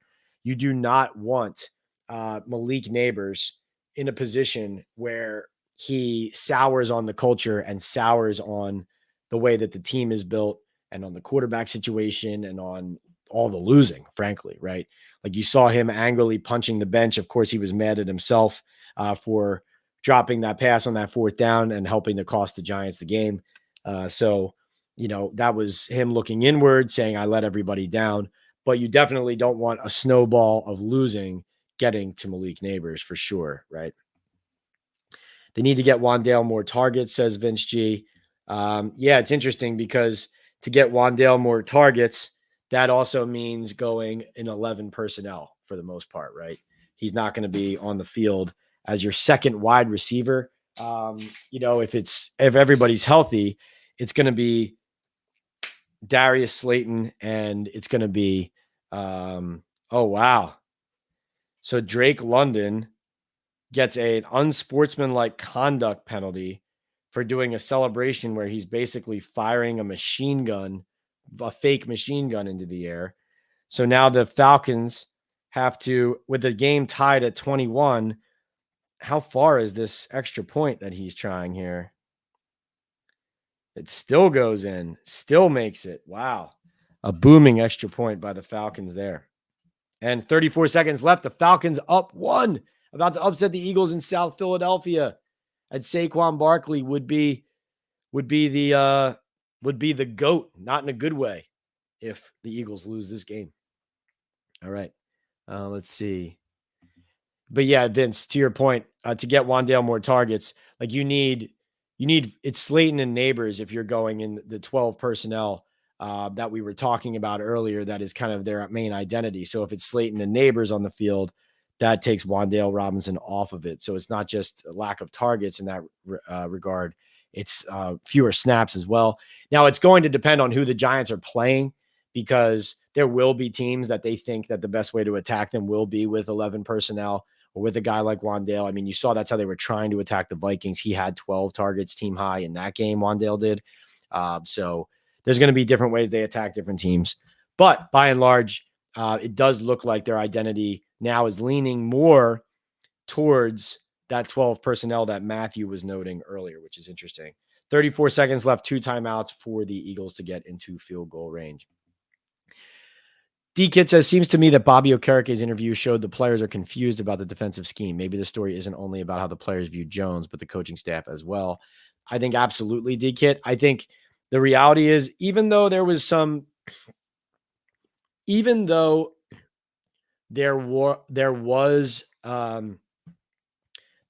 players who, obviously, because Wink's defense is complicated, there are people here and there that you'll hear whispers about, oh yeah, how much they had to learn, how much they had to know, and you can't play fast, this and that. But from what I've seen, the people who have said that mostly are the whiners, the guys who, like, I felt like when their defense was cooking in 2022 and even forcing a lot of turnovers last year, I feel like there was a lot of buy-in and a lot of effective play from them. And I think, DK, what you're noticing here is what is the reality. Like when you watch them on the field against Washington, there were times where you're saying, like, why does it look like they don't have answers, right? The players see that. If you see that, the players see that, right? So they're trying to figure that out too. Why don't we have answers? Like that was one thing. If Martindale, if a complicated scheme is more difficult for some guys, the counterpoint is, yeah, but it's also harder for offenses to prepare for because it's unique every week. It's changing and shape shifting. It's also bringing pressures. It's hurrying the decision-making of the quarterback and the offense that you're facing, right? And all of those things. And so, I think one thing that some of the players on defense might be looking at is, like, listen, they've bought into, okay, this is our new coordinator. This is and the Atlanta Falcons pick off Jalen Hurts, and the Eagles are going to lose in South Philadelphia, 22-21 to the Atlanta Falcons. Big time bad loss for the Eagles, huge win for the Falcons, and made possible again by a huge costly drop from Saquon Barkley out of the backfield. Oh boy. Oh boy. A lot to answer for here for Saquon in Philly. He's about to get the taste of the other side of the coin of playing in Philadelphia. He got all the love coming back from Brazil last week, but now he's about to experience the side of it that is most difficult. And he certainly is familiar with losing from being in New York. So unfortunately, it's probably going to feel very familiar, this press conference he has after this game. But one thing we know about Saquon is he will be accountable and stand up to letting the team down. So we'll have a weekend where both Neighbors and Barkley, top two weapons of the Giants the last 2 years, both make a lot of plays in their game, but also costly plays to lead to their team's defeat. You know, they're showing a lot of video of the Atlanta Falcons players, but I want to see the camera on Barkley right now, because that's a key moment in his new life down there in Philadelphia, which is interesting to follow. But yeah, D-Kid, I think, the players are looking right now for answers. When you're forget Bowen for a second, but just whether you're on whatever side of the ball you're on any team, you want your coach to provide you with answers. And if you're not getting answers from your coach, you can feel that, and you know that. Daboll has totally regressed since 2022, says your boy Javi. Every decision he made then was gold. How or why is he so inept? Yeah, I think they just rode the wave of a 6-1 start there. I mean, they were not a very good team the rest of that year, if you remember. They had the 6-1 start. They had the Baltimore win. They had the win over the Packers in London, and including Daboll's, good work in the first game in Tennessee. They kind of rode a little bit of wave.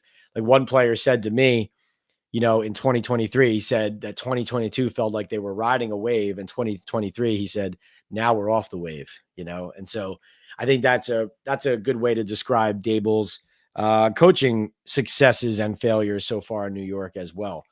And, I think they were 6-1, and then they finished 4-6-1 that season, something like that. But the offense was spotty. They chipped into what was it? Daniel Jones had the two big games, one against the Colts late regular season, and then one against the Vikings in the playoffs. But, overall, your boy, I think the bloom is off the rose, as you're noting. Jacob says, Pat, why didn't you tell me you work for BetMGM in Vegas? I do not work for BetMGM in Vegas. I may be misinterpreting what you're asking me there, though, Jacob. Throw that back in there when you get a chance to clarify. Let's see. Bangkok Baseball says, Pat, Daboll has lost his balls of steel from 2022 season. Team always takes on personality of coach, and he's been way too uptight since 2023. Very good point, Baseball. Very good point. I totally agree with that. And that's why it matters. Like when I report prior to the game or to the season, when I say that the atmosphere is tense, it's coming from the top down. That's what I'm talking about too, right? That's what I'm talking about. Jacob says, Pat, what are your thoughts on Brandon Brown as a GM candidate? I think he's a part of the mistakes they've made here so far. And if Shane loses his job, I don't view him as an answer here. Maybe an interim answer until they hire the next person, but I don't view him as the answer. So that's my take on that. Dave says, do you think if we lose to the Panthers, Daboll would be fired? Yes, if he makes it there. Yes. By the way, how about the Panthers benching Bryce Young? Anyone who had Daniel Jones as the first quarterback being benched, if they had money on that, your bet does not cash. Very interesting and early decision there by the Panthers, but we know David Tepper, if he sees something that's not working, he's going to pull the plug. Not a very functional organization there so far. Dave Canales really up against it. Interesting thing from a Giants perspective is this now puts them in a position where, they're probably more likely to be facing Andy Dalton when they go to Germany and Munich than to be facing Bryce Young. So that's interesting. That probably makes it a more difficult game for the Giants, frankly. D-Kid says, Pat, whenever you hire a first-time GM and head coach, you really don't know how they will perform. Some guys just don't rise to the occasion. I think it's pretty clear these guys haven't. Yeah, I agree with that. The Maras have to do what they have to do. Kyler is bringing it tonight. He says, let's start a petition to get Pat his own show, Talkin Ball on ESPN with Pat Leonard, weekdays at 3 p.m. Hey, Kyler, let's do it. Let's get it rolling, right? Let's get it rolling. I appreciate you. Ken Peters says, yesterday, Daniil Hunter, 5 tackles, 1.5 sacks. Burns, 3 tackles, 0 sacks. Yeah, I really did think Hunter was going to be the guy in free agency. Vince G says the O-line played well. All those quality wide receivers all go 11 personnel, in my opinion. Okay, you'd rather see 11? Yeah, I think the 12 personnel reflects on what they think they need to run the ball and to pass protect. By the way, Ken, to your point about Daniil Hunter as well, Daniil Hunter, you just had to sign. You didn't have to give up an asset for that player. So I know they sold the idea that Burns was younger as a guy who could grow with them and build with them. But to me, it was also like, yeah, but you're giving up a second-round pick that you can use on a corner, right? D says, Pat, I get it that hitting on a couple draft choices out of several may help, but if this year continues the way it looks, got to have a team that can compete or else you should be gone. Yeah, totally agree. Jacob says, draft day. Draft day. Oh, okay. We're talking about when I was live on draft day. Draft day, Pat was live and was on the phone grabbing nuggets for us for a good 2 hours. That's right. That's right.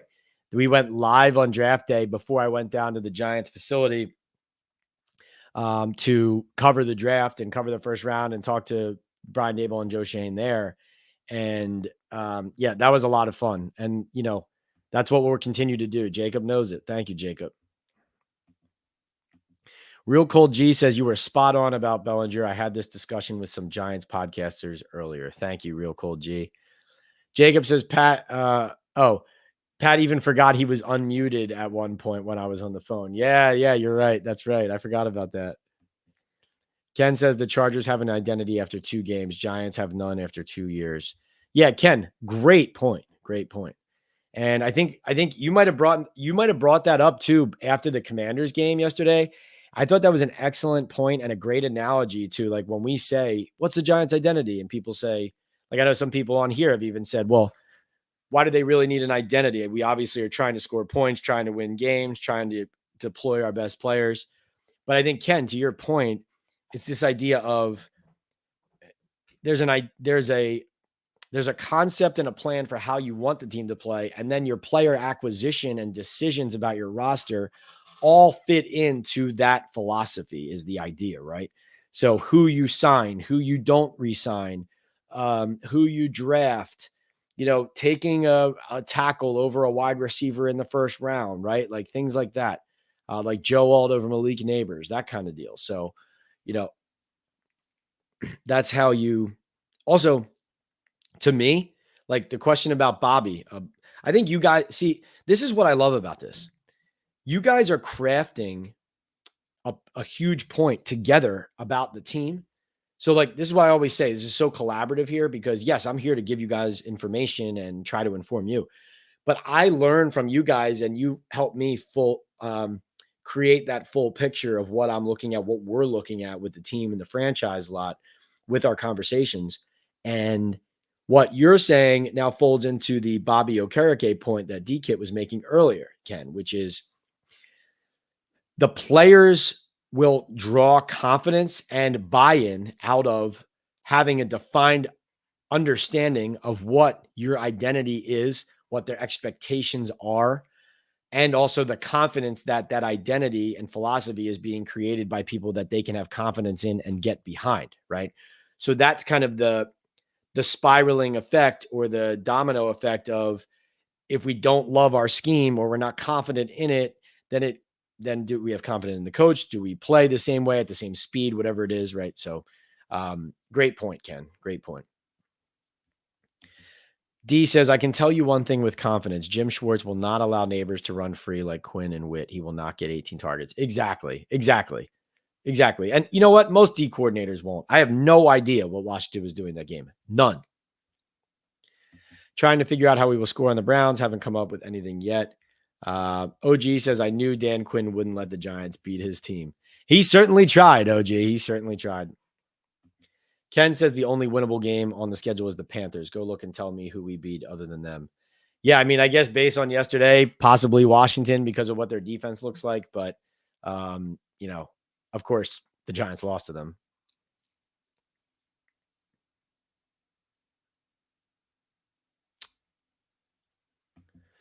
Mo Plaza, I think you meant to say Bryce Young here. You said Bryce Harper. You said Bryce Harper got benched. So Bryce Young got benched. These people think that we're going to pick him up. They don't believe in Tommy. Well, I would say this.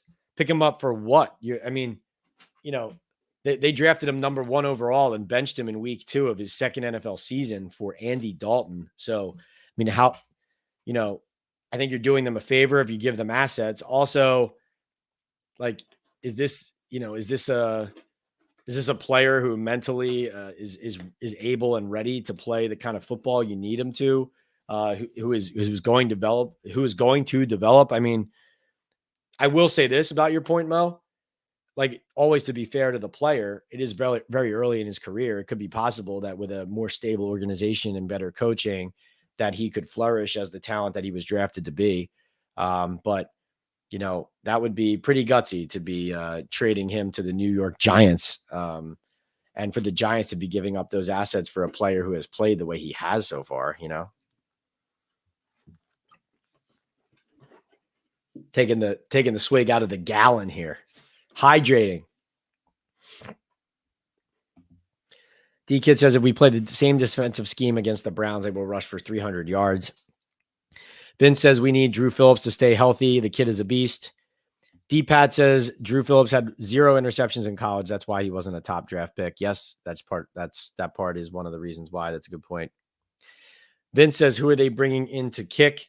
Vince, don't know who they signed don't know who they are signing yet, but they worked out 4 guys, old friend or recent friend, Randy Bullock, Tanner Brown, Zane Gonzalez, and Riley Patterson. So those are the kickers that they've worked out. Looks like we got another super chat in the queue. So I'm going to jump down to that. Thank you so much. Looks like it's Lane. Lane, thank you for checking in. Lane says, when is the next time you reporters meet with Brian? And do you think he will hate you for the rest of the season now? We saw with Wink, he can hold a grudge. Keep it up. That's a good point about holding a grudge. That's a really good point. That's interesting. I think we did meet with Daboll on Zoom on Monday today, September 16th, the day after the stare downs. And, he actually got tense, I thought, with questions from other reporters about topics that he just didn't feel like, diving into. But he and I had a couple good, interactions there with me asking and him answering. But I do think, to your point, Wednesday is going to be an interesting day because, like I said, the locker room has not been terribly friendly as a whole, and to the media. And I think the whole organization, Daboll on down, has its back up to us, to outside perception, to everything. The thing I think is funny is that I look at what people say on social media now, and and nationally, and random people taking pot shots. I feel like what I say is always grounded in reality and fact, and disciplined reporting with integrity. And whether my voice was out there or not, they would just be getting crushed all over the place because they're a really bad team, year in and year out for the most part. That's my take. By the way, in answer about the Bryce Young thing, I wanted to say this too. I should have said this right off the bat. Joe Shane likes CJ Stroud, and Bryce Young, size wise, measurables, he's just not a giant. That's not their type of player at quarterback. That's not their type of player at quarterback. Lane, thank you so much for that super sticker. Really appreciate, or for that super chat. Really appreciate that. Let's see. D-Pat says Drew Phillips. Yeah, he has to stay healthy. Little guy, hard hitter. Yep. Socrates says, whatever happened to that Bills kicker who got let go because of off the field stuff? Is he still available? Heard charges were dropped. I have no idea. I just remember he was good. Didn't he get signed somewhere? He gets signed by the Chiefs and then cut or something like that. Someone else figured that out for me. I don't remember. I thought I saw he was somewhere on some roster. I could be wrong. Jacob says, how many practice squad players are you allowed to elevate each week? 2. You're allowed to elevate 2 practice squad players each week. I think it's possible. I'm not positive. I have to double check on this. I think it's possible that with Jude McTamaney, he's that, international exemption. So he's an extra practice squatter. Like they have one extra player on the roster, like they did with Platzgum or Sandro years back, because he's the international player. And I do think if you elevate the player onto the active roster and he plays, then he's no longer an exception. And now he takes over one real practice squad spot. And that means you have to cut somebody from the practice squad, I believe. But obviously then that means go sign a kicker. Another phone call here at 11:30 at night. Jeez. I'm telling you, all day. People just hearing my name on radio all day today, like you guys said. Miz says, hey, Pat, we're living a nightmare. Bill Belichick is coming. The Miz has spoken. Belichick is coming. Also interesting to see him, lurking around there in Philadelphia on the field in South Philly in his suit as Nick Sirianni coaches the team, and the guy that his owner flirted with this offseason is there working as media, right? Miz said, enjoyed you in the Giants space on X last week. I enjoyed that as well. That was a lot of fun. D says, need Josh McDaniels to come with Bill as OC. Oh, boy. That'd be interesting. Your boy Javi says, it doesn't make sense to have a kicker on the practice squad if you don't have confidence to elevate them when necessary. How's that make sense? Exactly. Totally agree. And like I said, Javi, if you have confidence in Jamie Gillen, then you have confidence and he kicks for you if Graham can't. But you can't say you have confidence in him and you clearly don't have confidence in McTamaney, and then Gillen misses a kick and suddenly you're not going to kick the rest of the game. I mean, what are we doing? Mo says, another thing, why did they keep feeding Neighbors the ball 18 times? They have other receivers, get them involved. Well, they have less confidence in some of those other receivers, clearly, namely Jalen Hyatt. Also, like I said, yesterday, schematically, the Commanders were giving Neighbors to them. Like they were taking away the deep ball. Neighbors, they were 0 for 4 targeting Neighbors 20 yards or over. So that was interesting. That, despite Neighbors going off, having all those targets and those yards and catches, that they weren't able to unlock it down the field still, which is something that they're really trying to hit. But, I agree with you, Mo. You can't live like that. I think the point made earlier about, I think maybe it was D-Kid saying that Jim Schwartz is not going to allow that to happen. You're just not going to see a lot of situations where, like, if Washington had just played like a cloud zone, they would have been able to prevent the Giants from completing those types of catch and runs that Neighbors was getting. But they insisted on running that man-to-man cover one, and letting Neighbors kind of make those catches 5, 6, 4 yards and make a move and get a few extra or get several extra yards on a catch and run. I mean, they were just giving it to them. So I think for one game, I understood why they were doing it. Mel's, good to see you. Always great to see you. A2Z Me says, good for you, Pat. Getting all the love today on the radio. Thank you, A2. Miz says Francesa is the GOAT. Miz says Giants prediction, 19-17 Giants upset win. I also called Raiders upset win over Ravens. Interesting, Miz. 19-17. Okay, we'll keep an eye out for that. So Miz is going to get a big pat on the back if the Giants upset the Browns next week, because not many people calling that one.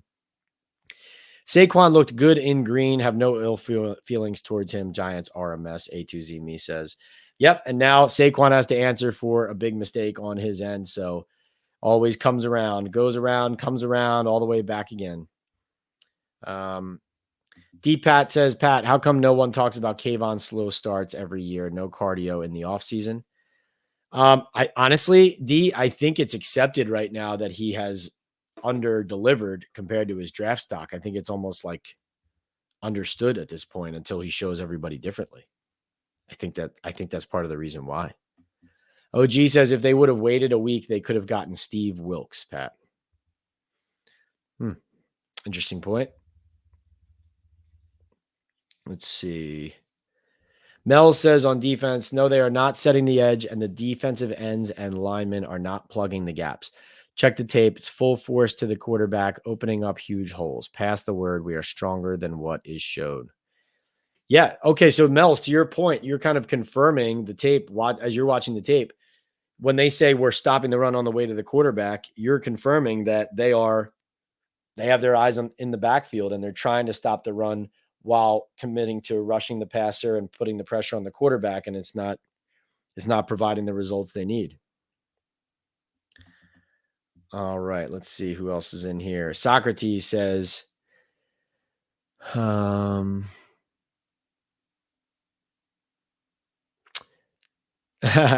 Socrates says, good job to Elias for winning the trivia. I can't think of answers because every time I think about the Giants, all I see in my head is fumbles, interceptions, and losses.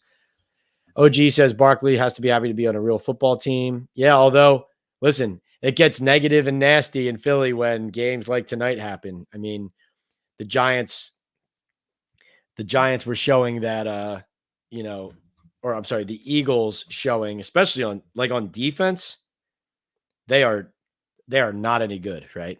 Like the Eagles defense is not very good. And you saw like Darius Slay got toasted for the touchdown there at the end, the go-ahead touchdown for the Falcons on the game-winning 2-minute drive. They went right down the field on the Eagles just as easily as the Commanders went down the field on the Giants the other day.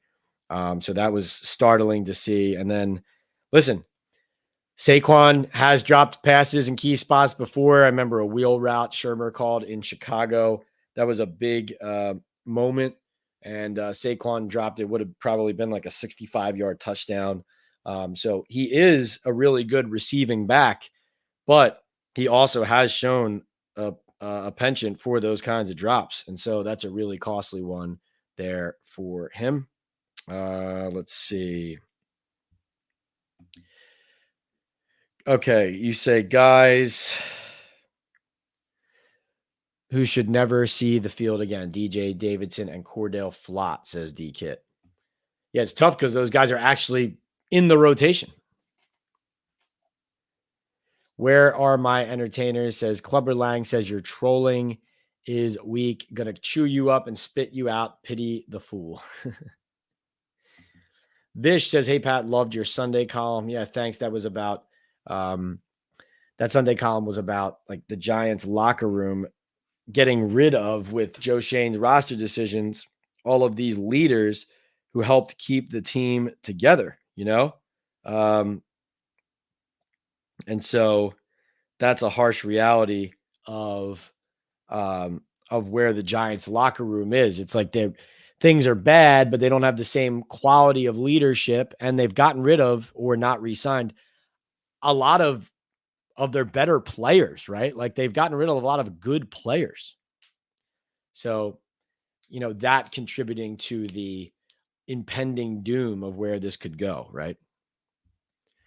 Mara values stability, says Killer Cam, and all we know there has been since Coughlin left. Is Mara really prepared to go through a fifth regime change in 9 years? Killer Cam, I know that the Maras and the Giants don't want to do that. That's not what they want to do. But to me, the duo in there is not representing them well in the team building aspect or in how they're presenting as an organization aspect, and certainly not in the wins and losses aspect. So something in one of those areas needs to improve, in my opinion. But to your point, you're right that Mara and the Giants they'd rather not overturn it all. So that's why like a Daboll firing with Shane staying is a possibility, and why, that is their tendency. Fish says, how long do you think before Daboll and Shane are fired? Yeah, I think if they're 0-4 and they lose really badly to Dallas on Thursday night in week 4 and the stadium is like it was in week 1, that could be the first moment with Daboll where it's like, okay, like if the offense is bad, the fans are leaving, the fans are booing, and it's that ugly. You know what I mean? That's the first game that I think it's, probably reaches comes to a head, Only a matter of time, says Vish. It feels like that based on the product we're looking at on the field, Vish, but obviously we'll see, but that's my opinion. D Kid says Leonard Taylor III is on the Jets practice squad, isn't he, for D-line help? No, he is on their active roster. So Leonard Taylor III is on the Jets active roster. OG says the Giants have been 0-2, 10 out of 12 years with this dysfunctional Giants organization. Yeah, and interestingly, I was laying all the math out today. So it's also 6 times in the last 8 years for the Giants that they've been 0-2 to start a season, which is really bad. But this is the stat. So the Giants, their first season with Daboll and Shane, they started 2-0 and then 6-1. That was the start to their season. They ended up making the playoffs. The next year, last year, they started 1-1 and they ended up skidding to 2-8, right? And they finished 6-11. Now they start 0-2. And to you and me and a lot of people, it looks like it could continue skidding. They obviously have to stop the bleeding here, but will that happen? Yes, A to Z me. That was me with Torts. Stop coaching Pat. That was me. Let's see. OG says that's why Chris with Bad Dog doesn't like you, because he's friends with all those guys that dislike you, Pat. Yeah, man. I don't care about them, but thank you. A to Z me says always keep asking the questions that the fans are asking. That's what a beat reporter of a sports team should be, in my opinion. Yeah, A2, I agree. Especially, like the Players Association is talking about trying to get reporters out of the locker room. And from our aspect, there's a lot of reasons why that doesn't make any sense. But one key is we're a conduit to the fans, and teams have never been more aggressive, and the league has never been more aggressive about PR wise, public relations wise, pushing a narrative that is either half true or a quarter true or not true. Like, it's just a reality. Public relations is like a booming business. So my job is to say, no, here's what's really happening, right? To the best of my ability. So, we'll fight that tooth and nail to the end. XST says, I feel bad for Andrew Thomas and Dexter Lawrence. They deserve better than this organization. Let's see. A2 says, I have a feeling Mara will instruct everyone to do whatever they can to end up with the Manning kid. They have no plan, just a very specific vision of glory. Yeah, the tricky part is that's not this coming draft. It's the next draft. So how do you plan for that? That's tough. Let's see. XST says, no reason to watch any more games this year. I'm going to enjoy Sunday fall festivals instead. Ouch, but understandable. And Sunday fall festivals are enjoyable. Agreed. Ken says, if Saquon doesn't win a Super Bowl with the Eagles, he has no post-career team identity. I see what you mean. Yeah, I mean, nowadays kind of jumping from team to team, obviously in sports, is more common than it used to be, Ken. So it's not, I mean, you and I, we grew up with guys playing on, the same team forever or their whole career. It's much more rare now. So I don't think it's totally out of the ordinary, but I hear what you're saying, which is he had a certain thing set up post-career in New York. And now, given how that transpired, him going to Philadelphia, does he still have that? Where does he go? Where is his identity? I think, it's a fair point, but I don't think it's as problematic for him, given his kind of international brand, as far as he can still capitalize on that, because he is a little bit bigger than just the team he is on, right? Kyler says, if we won both games or even one, the Cowboys are 1-1. Washington would be 0-2. If the Eagles lose, as they just did, they would be 1-1. We could have been in a 3-way tie at 1-1 or leading at 2-0. And Kyler, this is why the 0-2 start matters, right? Teams usually don't make the playoffs when they start 0-2, but this is why these results matter. Losing by 3, losing by 1, a loss is a loss. And, when your rivals stumble, you have to make it up. And we all know the Giants don't win often in division. 1-8 against the Eagles and Cowboys. The only team they've had success with in this regime was Washington. Now they're losing to them. So if you're not picking up ground now, and then when you're playing them, that you're not winning, where is it going?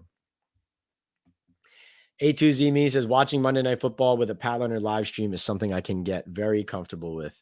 Likewise, A2. Thank you. This has been really enjoyable with you guys, and we're still rolling here on Talkin Ball Live.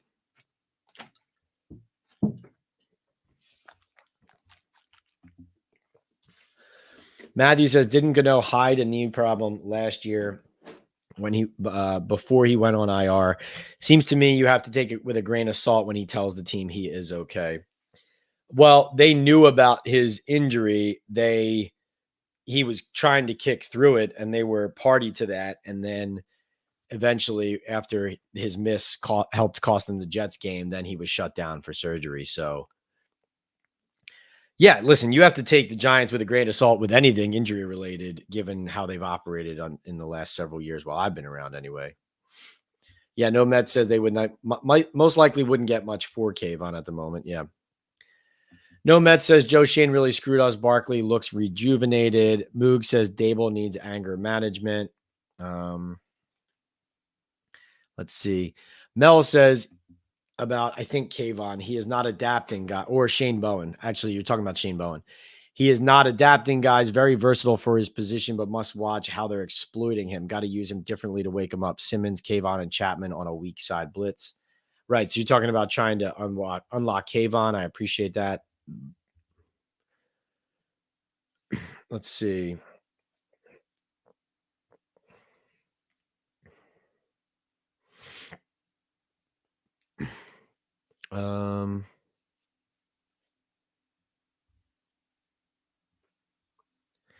Steven says, do you really think this regime was or is in trouble? Yes, I do.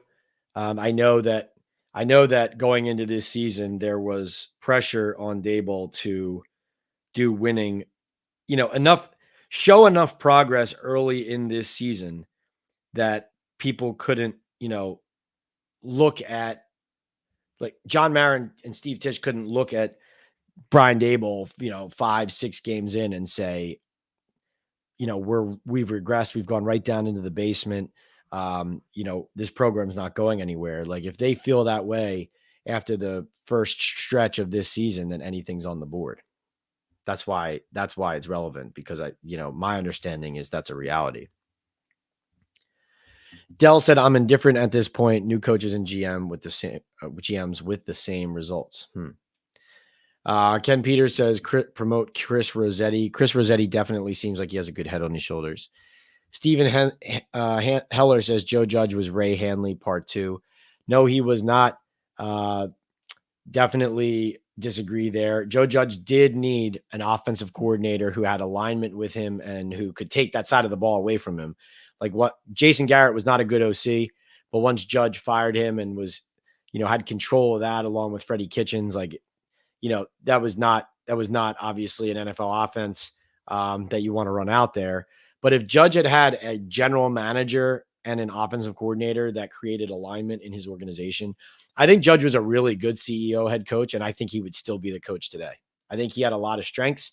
He just ended up taking on everything at the end, and some of his weaknesses were evident. But again, was working with a terrible general manager who was the real weakness of the entire team. Jim says, Pat, what grade do you give Joe Shane at this point in time if the team is 5-12? Any change? I think with a record, I think it depends really on how much progress you're seeing young players and the offense make. Like if they're 5-12, but they can't protect the quarterback and they can't run the ball and they have more injuries again, and there's only a one or two players you can hang your hat on, then you're fired. If you're 5-12 and you made some key changes along the way and some of the young players are all starting to develop and you can kind of see the picture and the pattern on the field of, as the locker room stays together, what it's going to look like in 2025, then that's how you keep your job, right? So that's all of those factors play into it. Killer Cam says, I never liked how Shane and Daboll poo-poo the significance of the Giants job. Also, I hate how they refer to players as kid. It's just kind of arrogant, in my opinion. I hear that, Cam. Let's see. Steven says, sick of hearing about Arch Manning. He's not eligible. It's ridiculous. He's not eligible until 26. Yeah, no, exactly. He does not help the current regime. A2Z me notes, prevent defense prevents you from winning. Bill Parcells, as we saw there with the Philadelphia Eagles. Cousins did make that drive look super easy. Jacob says, Pat, what do Kafka and Tierney do during the game if they're not calling plays? Tierney is down on the sideline with the quarterbacks, going over the cut-ups, processing with the quarterbacks what happened in every drive, what coverages they're facing, and Kafka is in the box, tracking defensive alignments, how the team is playing against them, and I guess at times could be making suggestions, but I think at this point, it's not even suggestions coming from Mike Kafka, right? This is Daboll's offense. I think it's just when called upon, right? Provide some information or some context. But I mean, when I asked him what he was doing during game days, he really couldn't even answer it in a definitive or detailed way. Steven says, I really don't think we would have won with Barkley. Wouldn't have been able to put money in the O-line. He's a luxury for Eagles with good O-line and lots of weapons. Let's see. Yes, horrible throw by Jalen Hurts to end it. Barb says, sweet. We are only one game behind. lot of enthusiasm with the Eagles loss there. DJ says Saquon with the game-winning drop. Love to see it. Simeon says he still has his money. Omar says Giants are back in it. Nomad says, guess what? Giants could have been 1-1. Let's stop hitting the panic button, says S. Thompson. XST says life is too short to be a fan of this team. That's a pretty good way of saying it right now. Top team in the East is probably going to win 8 games this year, says A2. Nomad says Saquon's hands have been shaky. Jacob says, I'm joking because you said Daboll has highest odds to get fired. People think you're the one creating that narrative. Yeah, no doubt. Exactly. Let's see. Mel says, after 2 games, 1 back, long way to go. Got to get the right packages on defense. Guys, plug the damn gap. Someone has to stay home on the run plays. Riley Davidson can do more, and the edges must be smarter. Absolutely. Tommy says, health and wealth to all. Great to see you, Tommy. Tommy says, you like that in the Kirk Cousins voice. Saints, Dirty Birds, cash me out. All right. That went off the rails fast. Nice. Michael says, Saquon choked. Hurts choked. Eagles choked. Giants are 1 game down in their division. Come back in off the ledge. This is interesting. I did not expect the fan reaction to the Eagles choking there to be that the Giants are good again. That's but I hear you. The standings change. Yeah, I hear you. Omega says we would have been in first if we won yesterday, but we can still turn it around. Let's see. Tommy says Giants should make this an 0-6 underdog season. Road Warriors. G-Man says knowing Shane Bowen, he would probably knowing Joe Shane, he probably would make a deal for Bryce. Oh yeah, no. So I don't think that he's his type or the Giants type. Bryce Young. We're not tied for first because we have no kicker, says Barb. Tommy says situational football awareness and play calling must improve to even have a chance this season. Giants keep the black cloud hovering over the franchise. Must get back to smash mouth Giants football. Let's see.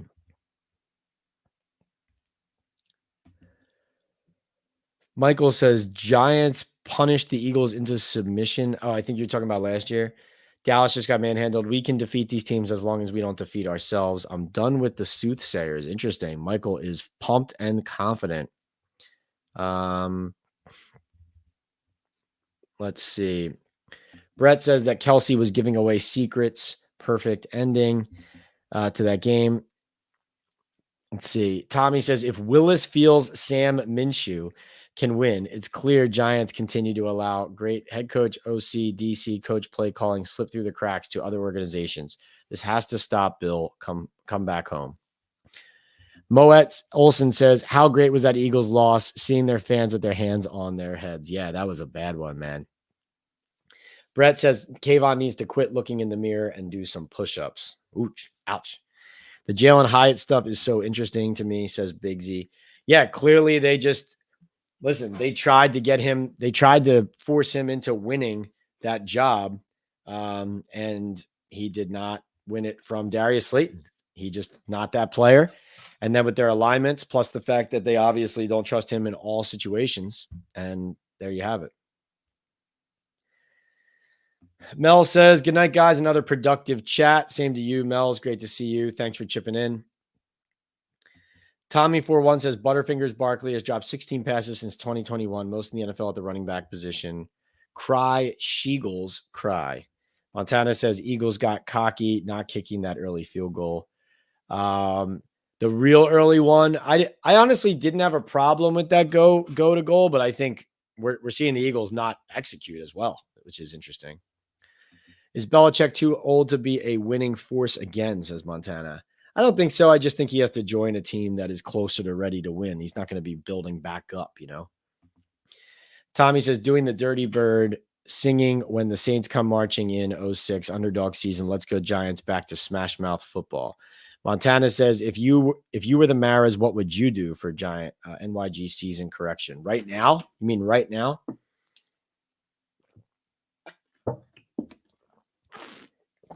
I think what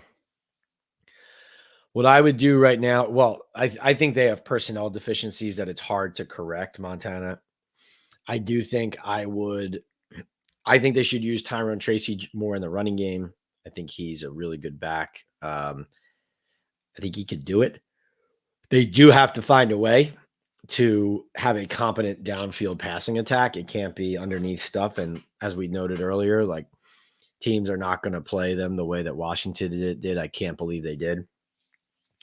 I think really what it would be right now is they have to coach their games to protect their defense now, you know? I think they have to coach, you know, the running game is so critical to protecting Daniel and to unlocking play action, pass game, right? Helping the offensive line. It also is critical to, if you have the defense playing like that, like they did in Washington, you need to run the ball to retain possession to keep your defense off the field, you know? Jackson says, did you ask the question because you feel his job is at risk 2 games into the season, or did you ask it to see what his response would be? Because my information and understanding is that this early stretch of the season, if it is a catastrophe, is, you know, going to cost him his job. That's my understanding. You know, that he feels that pressure. So it was just based on the information I feel like I have about the situation. And obviously, yeah, I mean, I definitely wanted to see his response. But it was more like, hey, you know, this is the kind of loss on the heels of last week to a bad team that is now making this a reality, like that he and I, in my opinion, both know exists. So then it's saying like, are you ready to, you know, acknowledge it? And also you can usually tell by the coach's reaction in those moments, whether they think they're done or not. You know what I mean? And I think how tense and how tense he is right now. Like, listen, if you ask that and it's not a legitimate question and it has nothing to do with what's going on and you're totally off base, there's no reason to even be upset about it. Like when someone bristles at it, it's usually that's confirmation essentially that it's close to the truth, because it's like, already I'm experiencing this. Why you're bringing this up now in front of everybody, right? Are you coming after me, right? So like all that defensiveness kind of reinforces where it is. Tommy says Mara needs to keep Daboll to lose another season and pick Arch Manning 2 years from now and get back to winning games. That would be chess, not checkers right there, Tommy. Matthew says you have to figure with 3 NFC East coaches on the hot seat and only 2 possibly making the playoffs, I have to think Belichick will be coaching in the NFC East next year. Probably. Montana says, Pat, did you grow up a Giants fan? No, I did not. I grew up in Philadelphia, rooting for the Eagles, rooting for the Sixers, rooting for the Flyers, rooting for the Phillies, all that. I grew up in Northeast Philly, and, you know, I went to Notre Dame, rooting for Notre Dame. But in Montana, I think if you're new here, I've told this story before, but in my job, I've worked really hard over the years, especially at Notre Dame, like where I was a student in this fan section one Saturday, and then the next Saturday I would dress up, go into the press box, and cover the game from the press box, and not be hanging out and drinking with my friends and partying and all of that. And you get to a point where now other people warned me in the business, like, be careful, because if you do this for a job, eventually it's going to at times take the passion out of it. Right. And if that's not what you want, weigh that with how it's going and what you really want to do and that kind of deal. If you don't want to miss being a fan. But to me, I love doing it. And I think I got to the point, Montana, where I was covering the New York Rangers against the Flyers and I was feeling nothing, right? In the 2010, 2011, whatever. And at that point, I knew like I had fully gone to somebody who was doing it for a job, not cheering. In fact, I cheer for the Rangers now. Like there's a lot of individuals is usually what I do now. Like there's individuals all over the place around different leagues, different sports, people who I cheer for now because I know they're good people, or I've become friends with them, or we see eye to eye. We have respect for each other. So I don't root for a team in the NFL now. It's just, but like there's Giants players I really like and would privately pump my fist for when they do well, like stuff like that.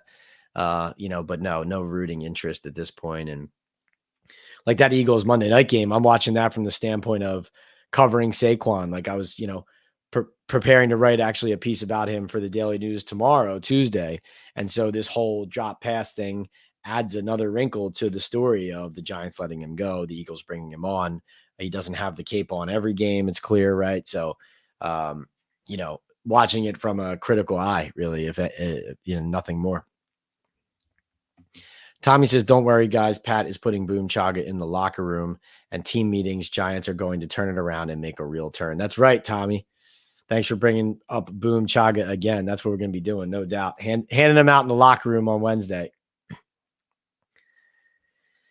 Mr. Godfrey says, wish they would have hired Brian Flores. Karma is a bitch with the claims of not taking him serious doing interviews. Why do you think they don't take minority coaching seriously? Flores is better than Daboll. I do think Flores would be a better head coach than Daboll. That is an allegation from Flores that they did not take minority coaches seriously, give him a fair shake. I think, Mr. Godfrey, in the NFL, the reality is when you see all these searches happening in January into February, whatever, those conversations about laying the groundwork for where that's going usually have started a lot earlier than that, even though they're not officialized prior. So like when a guy has an interview scheduled for a general manager position, like the Giants were having conversations behind the scenes about Joe Shane way before he had his interview, during the previous season. Matt says, Pat, great content as all, Moet says, Pat, great content as always. Good night, everyone. User Unknown says, fire everyone, sell the team, tear down MetLife. So we conclude with some optimism, at least, that the Eagles lost and there isn't a 2-0 team in the division, but also the Giants have to continue to show improvement to the point where they're winning games, where they actually look like a competent football team all around. Not a lot of confidence in that right now, given their hard schedule, but, for one night at least, a Saquon drop, an Eagles loss, and 1-1, the Philadelphia Eagles, the Dallas Cowboys 1-1, and Washington 1-1, with the Giants, the lone 0-2 team in the NFC East. Remember, guys, we are sponsored here by MyBookie, mybookie.ag. That's where you want to go for all of your wins, for your betting throughout the NFL season. Partnered here with Talkin Ball, live with Pat Leonard, Mondays and Thursdays, and post-game live from every Giants game, home and away. If you go to MyBookie's website on the link on my profiles and my bios on Twitter, Instagram, TikTok, YouTube, wherever you find me on social media, you click on that MyBookie link. And then when you go to the cashier to make your first deposit, use the promo code PATSPICKS. That's PATSPICKS. Use the promo code PATSPICKS, and you will get a special promotion. Your first deposit of 100% match on your first deposit. Has to be minimum $50, but your first deposit from $50 all the way up to $1,000, my bookie will match that 100%, and you'll get a $10 casino chip. So get in on the action today at my bookie. They're celebrating their 10th anniversary. They have risk-free Thursdays. They have a new loyalty rewards program, My Bookie Plus. It's simple. The more you play, the more you earn. As you progress through the tiers, you unlock exclusive giveaways and promotions and participations, cash back in your account. Whether it's a backdoor cover, underdog upset, whatever you're looking for. If you wanted to bet the Falcons tonight to cover or to win outright on the money line, the place to do it, my bookie. Football winning seasons happen with my bookie. Bet anything, anytime, anywhere. Also brought to you by Estate 98 Coffee, an all-natural specialty coffee with no sugar that is convenient for on-the-go coffee drinkers. Takes less than 10 seconds to make an iced Estate 98 coffee delicious, and also a minute more only to make a hot latte or coffee with Estate 98, this all-natural concentrate. Go to estate98.com/Talkin Ball to get a special buy one, get one free deal. And as Tommy said, don't forget, and by the way, look, I'm rocking it here. Look, representing the company, Boom Chaga Mushroom Super Drink. So Boom Chaga Mushroom Super Drink, as you know, is a natural extract loaded with anti-inflammatory, immune-boosting antioxidants and heart-healthy compounds. You can easily pour this natural liquid supplement into any of your favorite drinks. I put mine in my coffee every morning and immediately feel the difference. I personally have felt a post-workout-like energy boost with Boom. Chaga also has the ability to lower cholesterol, reduce inflammation, and improve immune and heart health with its beta-glucans and antioxidants. Go to boomchaga.com today to place your first order.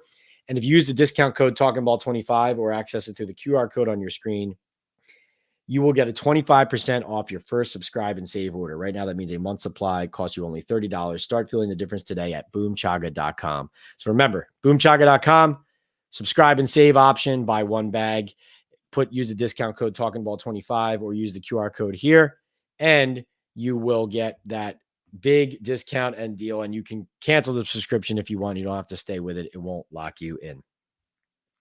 Montana says, I've been a Giants fan so long. My first game was at Yankee Stadium and Fran Tarkenton was the QB. That's thanks for all the effort on the show. You got it, Montana. Interesting. Thank you so much for being here. Guys, please subscribe to the channel. You'll get notifications when we go live.